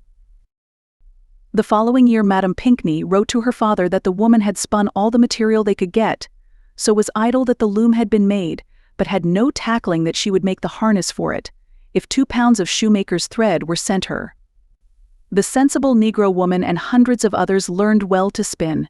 An excellent cloth has been always woven in the low country of Carolina, as well as in the upper districts, till our own time. In the revolt of feeling caused by the Stamp Act, there was a constant social pressure to encourage the manufacture and wearing of goods of American manufacture. As one evidence of this movement, the president and first graduating class of Rhode Island College, now Brown University, were clothed in fabrics made in New England. From Massachusetts to South Carolina, the women of the colonies banded together in patriotic societies called Daughters of Liberty, agreeing to wear only garments of homespun manufacture and to drink no tea. In many New England towns they gathered together to spin, each bringing her own wheel. At one meeting 70 linen wheels were employed.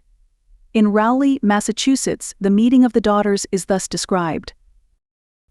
A number of 33 respectable ladies of the town met at sunrise with their wheels to spend the day at the house of the Rev. Jedediah Jewell, in the laudable design of a spinning match. At an hour before sunset, the ladies there appearing neatly dressed, principally in homespun. A polite and generous repast of American production was set for their entertainment. After which, being present many spectators of both sexes, Mr. Jewell delivered a profitable discourse from Romans c. 2, not slothful in business, fervent in spirit, serving the Lord. Matters of church and patriotism were never far apart in New England, so whenever the spinners gathered at New London, Newbury, Ipswich, or Beverly, they always had an appropriate sermon. A favorite text was Exodus XXXB 25, and all the women that were wise-hearted did spin with their hands. When the Northborough women met, they presented the results of their day's work to their minister. There were 44 women, and they spun 23 knots of linen and tow, and wove 1 linen sheet and 2 towels.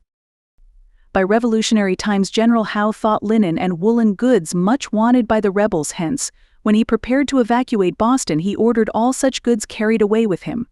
But he little knew the domestic industrial resources of the Americans. Women were then most proficient in spinning. In 1777 Miss Eleanor Fry of East Greenwich, Rhode Island, spun 7 skeins 1 knot linen yarn in one day, an extraordinary amount. This was enough to weave 12 linen handkerchiefs. At this time, when there were about 5 or 6 skeins to a pound of flax, the pay for spinning was 6 pence a skein. The Abbey Robin wondered at the deftness of New England spinners. In 1789 an outcry was raised against the luxury said to be eating away the substance of the new country. The poor financial administration of the government seemed deranging everything, and again a social movement was instituted in New England to promote economy and household industries.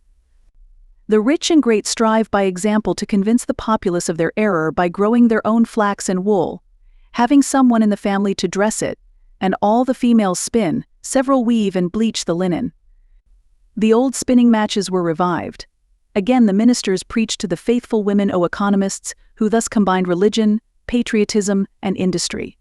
Truly it was, as a contemporary writer said, a pleasing sight, some spinning, some reeling, some carding cotton, some combing flax, as they were preached to. Within a few years attempts have been made in England and Ireland to encourage flax growing, as before it is spun it gives employment to 20 different classes of laborers, many parts of which work can be done by young and unskilled children. In Courtrai, where hand spinning and weaving of flax still flourish, the average earnings of a family are £3 a week. In Finland homespun linen still is made in every household. The British Spinning and Weaving School in New Bond Street is an attempt to revive the vanished industry in England. In our own country, it is pleasant to record that the National Association of Cotton Manufacturers is planning to start on a large scale the culture and manufacture of flax in our eastern states. This is not, however, with any thought of reviving either the preparation, spinning, or weaving of flax by old-time hand processes. Chapter 9: Wool Culture and Spinning. With a postscript on cotton. The art of spinning was an honorable occupation for women as early as the 9th century, and it was so universal that it furnished a legal title by which an unmarried woman is known to this day. Spinster is the only one of all her various womanly titles that survives. Webster, Shepster, Litster, Brewster, and Baxter are obsolete. The occupations are also obsolete save those indicated by Shepster and Baxter, that is, the cutting out of cloth and baking of bread. These are the only duties among them all that she still performs. The wool industry dates back to prehistoric man. The patience, care, and skill involved in its manufacture have ever exercised a potent influence on civilization. It is, therefore, interesting and gratifying to note the intelligent eagerness of our first colonists for wool culture. It was quickly and proudly noted of towns and of individuals as a proof of their rapid and substantial progress that they could carry on any of the steps of the cloth industry. Good Judge Saul piously exulted when Brother Moody started a successful fulling mill in Boston. Johnson in his Wonder Working Providence tells with pride that by 1654 New Englanders have a fulling mill and caused their little ones to be very diligent in spinning cotton wool, many of them having been clothiers in England. This has ever seemed to me one of the fortunate conditions that tended to the marked success of the Massachusetts Bay Colony, that so many had been clothiers, or cloth workers in England, or had come from shires in England, where wool was raised and cloth made, and hence knew the importance of the industry as well as its practical workings. As early as 1643, the author of New England's First Fruits wrote, "They are making linens, fustians, dimities, and look immediately to woolens from their own sheep." Johnson estimated the number of sheep in the colony of Massachusetts, about 1644, as 3,000. Soon the great wheel was whirring in every New England house. The raising of sheep was encouraged in every way. They were permitted to graze on the commons. It was forbidden to send them from the colony. No sheep under 2 years old could be killed to sell. If a dog killed a sheep, the dog's owner must hang him and pay double the cost of the sheep. All persons who were not employed in other ways, as single women, girls, and boys, were required to spin. Each family must contain one spinner. These spinners were formed into divisions or squadrons of 10 persons. Each division had a director. There were no drones in this hive. Neither the wealth nor high station of parents excused children from this work. Thus all were leveled to one kind of labor, and by this leveling all were also elevated to independence. When the open expression of revolt came, the homespun industries seemed a firm rock for the foundation of liberty. People joined in agreements to eat no lamb or mutton, that thus sheep might be preserved, and to wear no imported woolen cloth. They gave prizes for spinning and weaving. Great encouragement was given in Virginia in early days to the raising and manufacture of wool. The assembly estimated that 5 children not over 13 years of age could by their work readily spin and weave enough to keep 30 persons clothed. 6 pounds of tobacco was paid to any one bringing to the county courthouse, where he resided, a yard of homespun woolen cloth, made wholly in his family. 12 pounds of tobacco were offered for reward for a dozen pair of woolen hose knitted at home. Slaves were taught to spin, and wool wheels and wool cards are found by the 18th century on every inventory of planters' house furnishings. The Pennsylvania settlers were early in the encouragement of wool manufacture. The present industry of hosiery and knit goods, long known as Germantown goods, began with the earliest settlers of that Pennsylvania town. Stocking weavers were there certainly as early as 1723, and it is asserted there were knitting machines. At any rate, one Mac, the son of the founder of the Dunkers, made leg stockings and gloves. Reverend Andrew Burnaby, who was in Germantown in 1759, told of a great manufacture of stockings at that date. In 1777, it was said that 100 Germantown stocking weavers were out of employment through the war. Still, it was not till 1850 that patents for knitting machines were taken out there. Among the manufactures of the province of Pennsylvania in 1698 were druggets, serges, and coverlets, and among the registered tradesmen were dyers, fullers, comb makers, card makers, weavers, and spinners. The Swedish colony, as early as 1673, had the wives and daughters employing themselves in spinning wool and flax and many in weaving. The fairs instituted by William, Pennsylvania for the encouragement of domestic manufactures and trade in general, which were fostered by Franklin and continued till 1775, briskly stimulated wool and flax manufacture. In 1765 and in 1775, rebellious Philadelphians banded together with promises not to eat or suffer to be eaten in their families any lamb or meat of the mutton kind. In this the Philadelphia butchers, patriotic and self-sacrificing, all joined. A wool factory was built and fitted up, and an appeal made to the women to save the state. In a month 400 wool spinners were at work, but the war cut off the supply of raw material, and the manufacture languished. In 1790, after the war, 1,500 sets of irons for spinning wheels were sold from one shop, and mechanics everywhere were making looms. New Yorkers were not behindhand in industry. Lord Cornbury wrote home to England, in 1705, that he had seen serge made upon Long Island, that any man might wear. They make very good linen for common use. As for woolen, I think they have brought that to too great perfection. In Cornbury's phrase, too great perfection may be found the key for all the extraordinary and apparently stupid prohibitions and restrictions placed by the mother country on colonial wool manufacture. The growth of the woolen industry in any colony was regarded at once by England with jealous eyes. Wool was the pet industry and principal staple of Great Britain, and well it might be, for until the reign of Henry VIII, English garments from head to foot were wholly of wool, even the shoes. Wool was also received in England as currency.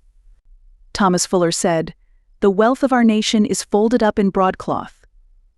Therefore, the Crown, aided by the governors of the provinces, sought to maintain England's monopoly by regulating and reducing the culture of wool in America through prohibiting the exportation to England of any American wool or woolen materials. In 1699, all vessels sailing to England from the colonies were prohibited taking on board any wool, woolfells, shortlings, muslings, woolflocks, worsteds, bay, or woolen yarn, cloth, serge, kersey, says, frises, druggets, shalloons, etc. And an arbitrary law was passed prohibiting the transportation of home-made woolens from one American province to another. These laws were never fully observed and never checked the culture and manufacture of wool in this country. Hence our colonies were spared the cruel fate by which England's same policy paralyzed and obliterated in a few years the glorious wool industry of Ireland. Luckily for us, it is further across the Atlantic Ocean than across St. George's Channel. The all-wool goods a yard wide which we so easily purchase today, meant to the colonial dame or daughter the work of many weeks and months, from the time when the fleeces were first given to her deft hands. Fleeces had to be opened with care, and have all pitched or tarred locks, dag locks, brands, and feltings cut out. These cuttings were not wasted, but were spun into coarse yarn. The white locks were carefully tossed and separated and tied into net bags with tallies to be dyed. Another homely saying, dyed in the wool, showed a process of much skill. Blue in all shades was the favorite color, and was dyed with indigo. So great was the demand for this dye stuff that indigo peddlers traveled over the country selling it. Madder, cochineal, and logwood dyed beautiful reds. The bark of red oak or hickory made very pretty shades of brown and yellow. Various flowers growing on the farm could be used for dyes. The flower of the goldenrod, when pressed of its juice, mixed with indigo, and added to alum, made a beautiful green. The juice of the pokeberry boiled with alum made crimson dye, and a violet juice from the petals of the iris, or flower de luce, that blossomed in June meadows, gave a delicate light purple tinge to white wool. The bark of the sassafras was used for dyeing yellow or orange color, and the flowers and leaves of the balsam also, fustic and copras, gave yellow dyes. A good black was obtained by boiling woolen cloth with a quantity of the leaves of the common field sorrel, then boiling again with logwood and copperas. In the South there were scores of flowers and leaves that could be used for dyes. During the Revolutionary War, one enterprising South Carolinian got a guinea a pound for a yellow dye he made from the sweet leaf or horse laurel. The leaves and berries of gallberry bush made a good black much used by hatters and weavers. The root of the barberry gave wool a beautiful yellow, as did the leaves of the devil's bit. the petals of Jerusalem artichoke and St.John's-wort dyed yellow. Yellow root is a significant name and reveals its use oak, walnut, or maple bark dyed brown. Often the woven cloth was dyed, not the wool. The next process was carding. The wool was first greased with rape oil or melted swine's grease, which had to be thoroughly worked in. About 3 pounds of grease were put into 10 pounds of wool. Wool cards were rectangular pieces of thin board, with a simple handle on the back, or at the side. To this board was fastened a smaller rectangle of strong leather, set thick with slightly bent wire teeth, like a coarse brush. The carder took one card with her left hand, and resting it on her knee, drew a tuft of wool across it several times, until a sufficient quantity of fiber had been caught upon the wire teeth. She then drew the second wool card, which had to be warmed, across the first several times, until the fibers were brushed parallel by all these tummings. Then by a deft and catchy motion the wool was rolled, or carded into small fleecy rolls, which were then ready for spinning. Wool combs were shaped like the letter T, with about 30 long steel teeth from 10 to 18 inches long set at right angles with the top of the T. The wool was carefully placed on one comb, and with careful strokes the other comb laid the long staple smooth for hard twisted spinning. It was tedious and slow work, and a more skillful operation than carding, and the combs had to be kept constantly heated, but no machine combing ever equaled hand combing. There was a good deal of waste in this combing, that is, large clumps of tangled wool called noil were combed out. They were not really wasted, we may be sure, by our frugal ancestors, but were spun into coarse yarn. An old author says the action of spinning must be learned by practice, not by relations sung by the poets. The grace and beauty of the occupation has ever shared praise with its utility. Wool spinning was truly one of the most flexible and alert series of movements in the world, and to its varied and graceful poises our grandmothers may owe part of the dignity of carriage that was so characteristic of them. The spinner stood slightly leaning forward, lightly poised on the ball of the left foot. With her left hand she picked up from the platform of the wheel a long slender roll of the soft carded wool, about as large round as the little finger, and deftly wound the end of the fibers on the point of the spindle. She then gave a gentle motion to the wheel, with a wooden peg held in her right hand, and seized with the left the roll at exactly the right distance from the spindle to allow for one drawing. Then the hum of the wheel rose to a sound like the echo of wind. She stepped backward quickly, 1, 2, 3 steps, holding high the long yarn as it twisted and quivered. Suddenly she glided forward with even, graceful stride and let the yarn wind on the swift spindle. Another pinch of the wool roll, a new turn of the wheel, and da capo. The wooden peg held by the spinner deserves a short description. It served the purpose of an elongated finger, and was called a driver, wheel peg, etc. It was about 9 inches long, an inch or so in diameter, and at about an inch from the end, was slightly grooved in order that it might surely catch the spoke, and thus propel the wheel. It was a good day's work for a quick, active spinner to spin 6 skeins of yarn a day.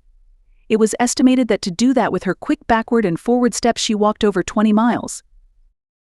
The yarn might be wound directly upon the wooden spindle as it was spun, or at the end of the spindle might be placed a spool or brooch which twisted with the revolving spindle, and held the new spun yarn. This brooch was usually simply a stiff roll of paper, a corn cob, or a roll of corn husk. When the ball of yarn was as large as the brooch would hold, the spinner placed wooden pegs in certain holes in the spokes of her spinning wheel and tied the end of the yarn to one peg. Then she took off the belt of her wheel and whirred the big wheel swiftly round, thus winding the yarn on the pegs into hanks or clews 2 yards in circumference, which were afterwards tied with a loop of yarn into knots of 40 threads, while 7 of these knots made a skein. The clock reel was used for winding yarn, also a triple reel.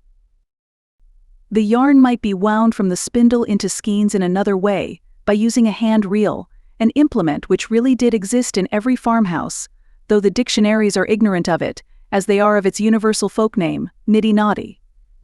This is fortunately preserved in an everyday domestic riddle. Niddy-noddy, niddy-noddy. 2 heads and 1 body. The 3 pieces of these niddy-noddies were set together at curious angles, and are here shown rather than described in words, holding the reel in the left hand by seizing the central body, or rod, The yarn was wound from end to end of the reel by an odd, waving, wobbling motion into knots and skeins of the same size as by the first process described. One of these niddy-noddies was owned by Nabby Marshall of Deerfield, who lived to be 104 years old. The other was brought from Ireland in 1733 by Hugh Maxwell, father of the revolutionary patriot Colonel Maxwell. As it was at a time of English prohibitions and restrictions of American manufactures, this niddy-noddy, as an accessory and promoter of colonial wool manufacture, was smuggled into the country. Sometimes the woolen yarn was spun twice, especially if a close, hard-twisted thread was desired, to be woven into a stiff, wiry cloth. When there were two, the first spinning was called a roving. The single spinning was usually deemed sufficient to furnish yarn for knitting, where softness and warmth were the desired requisites. It was the pride of a good spinster to spin the finest yarn, and one Mistress Mary Prigg spun a pound of wool into 50 hanks of 84,000 yards in all, nearly 48 miles. If the yarn was to be knitted, it had to be washed and cleansed. The wife of Colonel John May, a prominent man in Boston, wrote in her diary for one day, "A large kettle of yarn to attend upon. Lucretia and self-rinse, scour through many waters, get out, dry, attend to, bring in, do up and sort 110 score of yarn this with baking and ironing. Then went to hackling flax." It should be remembered that all those bleaching processes, the wringing out and rinsing in various waters, were far more wearisome then than they would be today, for the water had to be carried laboriously in pails and buckets, and drawn with pumps and well sweeps. There were no pipes and conduits. Happy the household that had a running brook near the kitchen door. Of course, all these operations and manipulations usually occupied many weeks and months, but they could be accomplished in a much shorter time. When President Knott of Union College and his brother Samuel, the famous preacher, were boys on a stony farm in Connecticut, one of the brothers needed a new suit of clothes, and as the father was sick, there was neither money nor wool in the house. The mother sheared some half-grown fleece from her sheep, and in less than a week the boy wore it as clothing. The shivering and generous sheep were protected by wrappings of braided straw. During the Revolution, it is said that in a day and a night a mother and her daughters in Townsend, Massachusetts, sheared a black and a white sheep, carded from the fleece a gray wool, spun, wove, cut and made a suit of clothes for a boy to wear off to fight for liberty. The wool industry easily furnished home occupation to an entire family. Often by the bright firelight in the early evening, every member of the household might be seen at work on the various stages of wool manufacture, or some of its necessary adjuncts, and varied and cheerful industrial sounds fill the room. The old grandmother, at light and easy work, is carding the wool into fleecy rolls, seated next the fire for, as the ballad says, she was old and saw right dimly the mother, stepping as lightly as one of her girls, spins the rolls into woolen yarn on the great wheel. The oldest daughter sits at the clock reel, whose continuous buzz and occasional click mingles with the humming rise and fall of the wool wheel and the irritating scratch, of the cards. A little girl at a small wheel is filling quills with woolen yarn for the loom. Not a skilled work, the irregular sound shows her intermittent industry. The father is setting fresh teeth in a wool card, while the boys are whittling hand reels and loom spools.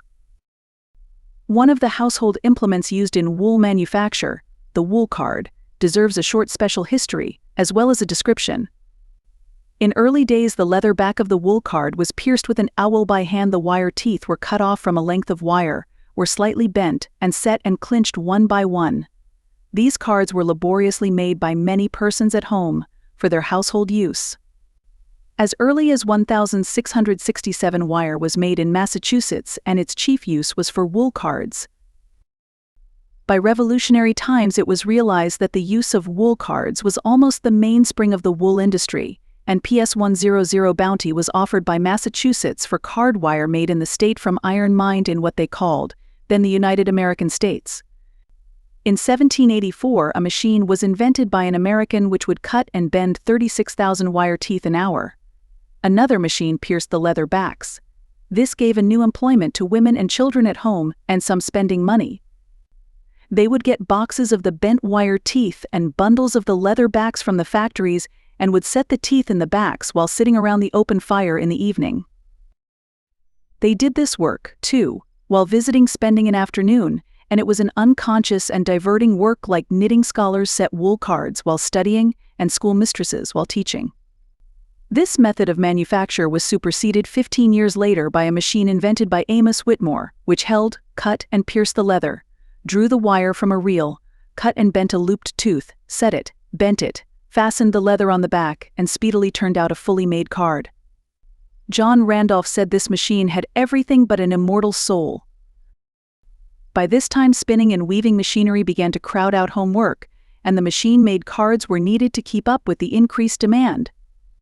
At last, machines crowded into every department of cloth manufacture, and after carding machines were invented in England, great rollers set with card teeth, they were set up in many mills throughout the United States.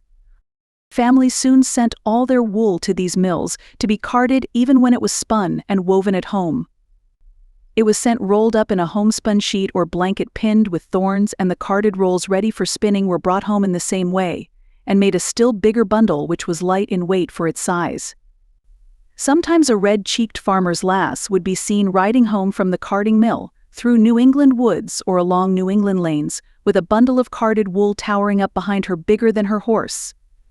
Of the use and manufacture of cotton, I will speak very shortly.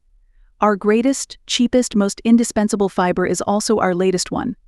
It never formed one of the homespun industries of the colonies. In fact, it was never an article of extended domestic manufacture. A little cotton was always used in early days for stuffing bedquilts, petticoats, warriors' armor, and similar purposes. It was bought by the pound, East India cotton. In small quantities, the seeds were picked out one.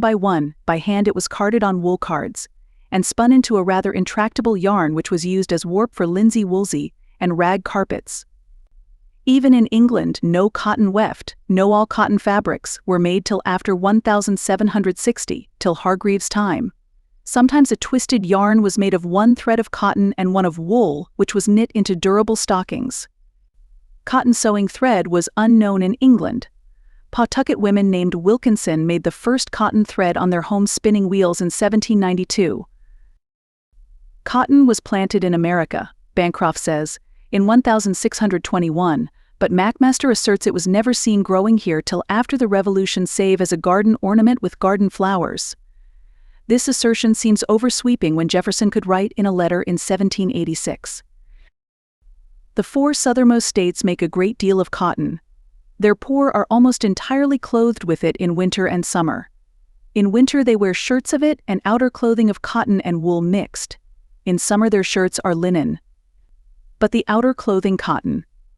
The dress of the women is almost entirely of cotton, manufactured by themselves, except the richer class, and even many of these wear a great deal of homespun cotton. It is as well manufactured as the calicoes of Europe. Still, cotton was certainly not a staple of consequence. We were the last to enter the list of cotton-producing countries, and we have surpassed them all. The difficulty of removing the seeds from the staple practically thrust cotton out of common use. In India, a primitive and cumbersome set of rollers called a churka partially cleaned India cotton. A Yankee schoolmaster, Eli Whitney, set King Cotton on a throne by his invention of the cotton gin in 1792. This comparatively simple but inestimable invention completely revolutionized cloth manufacture in England and America. It also changed general commerce, industrial development, and the social and economic order of things, for it gave new occupations and offered new modes of life to hundreds of thousands of persons. It entirely changed and cheapened our dress, and altered rural life both in the North and South. A man could, by hand-picking, clean only about a pound of cotton a day. The cotton gin cleaned as much in a day as had taken the hand-picker a year to accomplish. Cotton was at once planted in vast amounts, but it certainly was not plentiful till then. Whitney had never seen cotton nor cottonseed when he began to plan his invention, nor did he, even in Savannah, find cotton to experiment with until after considerable search. After the universal manufacture and use of the cotton gin, Negro women wove cotton in southern houses, sometimes spinning their own cotton thread, more frequently buying it mill-spun. But after all, this was in too small amounts to be of importance. It needed the spinning jennies and power looms of vast mills to use up the profuse supply afforded by the gin. A very interesting account of the domestic manufacture of cotton in Tennessee about the year 1850, was written for me by Mrs. James Stuart Pilcher, State Regent of the Daughters of the American Revolution in Tennessee. A portion of her pleasant story reads: There were 2 looms in the loom room, and 2 Negro women were kept busy all the time weaving. There were 8 or 10 others who did nothing but spin cotton and woolen thread. Others spooled and reeled it into hanks. The spinning was all done on the large wheel, from the raw cotton. A corn shuck was wrapped tightly around the steel spindle. Then the thread was run and spun on this shuck until it was full. Then these were reeled off into hanks of thread, then spooled onto corn cobs with holes burned through them. These were placed in an upright frame, with long slender rods of hickory wood, something like a ramrod run through them. The frame held about 100 of these cob spools. The end of the cotton thread from each spool was gathered up by an experienced warper who carried all the threads back and forth on the large warping bars. This was a difficult task. Only the brightest Negro women were warpers. The thread had been dyed before spooling, and the vari-colored cob spools could be arranged to make stripes lengthwise of the cloth, and the hanks had also been dipped in a boiling hot sizing made of meal and water. The warp threads were carefully taken from the bars and rolled upon the wooden beam of the loom. The ends passed through the slee and tied. The weaver then began her work. The thread for the filling, called the woof by the Negroes, was reeled from the hank on the winding blades, upon small canes about 4 inches long, which, when full, were placed in the wooden shuttles. These women spun and wove all the clothing worn by the Negroes on the plantation: cotton cloth for women and men in the summertime, and jeans for the men, linsey woolsey for the women, and children for winter. All were well clothed. The women taught us to spin, but the weavers were cross and would not let us touch the loom, for they said we broke the threads in the warp. My grandmother never interfered with them when they were careful in their work. We would say, "Please make Aunt Rhody let me weave," she answered. "No, she is managing the loom if she is willing. Very well, if not, you must not worry her." We thought it great fun to try to weave, but generally had to pay Aunt Rhody for our meddling by giving her cake, ribbons, or candy. The colonists were constantly trying to find new materials for spinning, and also used many makeshifts. Parkman, in his old regime, tells that in the year 1704, when a ship was lost that was to bring cloth and wool to Quebec, a Madame de Repentigny, one of the aristocrats of the French-Canadian colony, spun and wove coarse blankets of nettle and linden bark. Similar experiments were made by the English colonists. Coarse thread was spun out of nettle fiber by pioneers in western New York. Levi Beardsley, in his Reminiscences, tells of his mother at the close of the last century, in her frontier home at Richfield Springs, weaving bags and coarse garments from the nettles which grew so rankly everywhere in that vicinity. Deer hair and even cow's hair was collected from the tanners, spun with some wool, and woven into a sort of felted blanket. Silk grass, a much vaunted product, was sent back to England on the first ships and was everywhere being experimented with. Coarse wicking was spun from the down of the milkweed, an airy, feathery material that always looks as if it ought to be put to many uses, yet never has seemed of much account in any trial that has been made of it.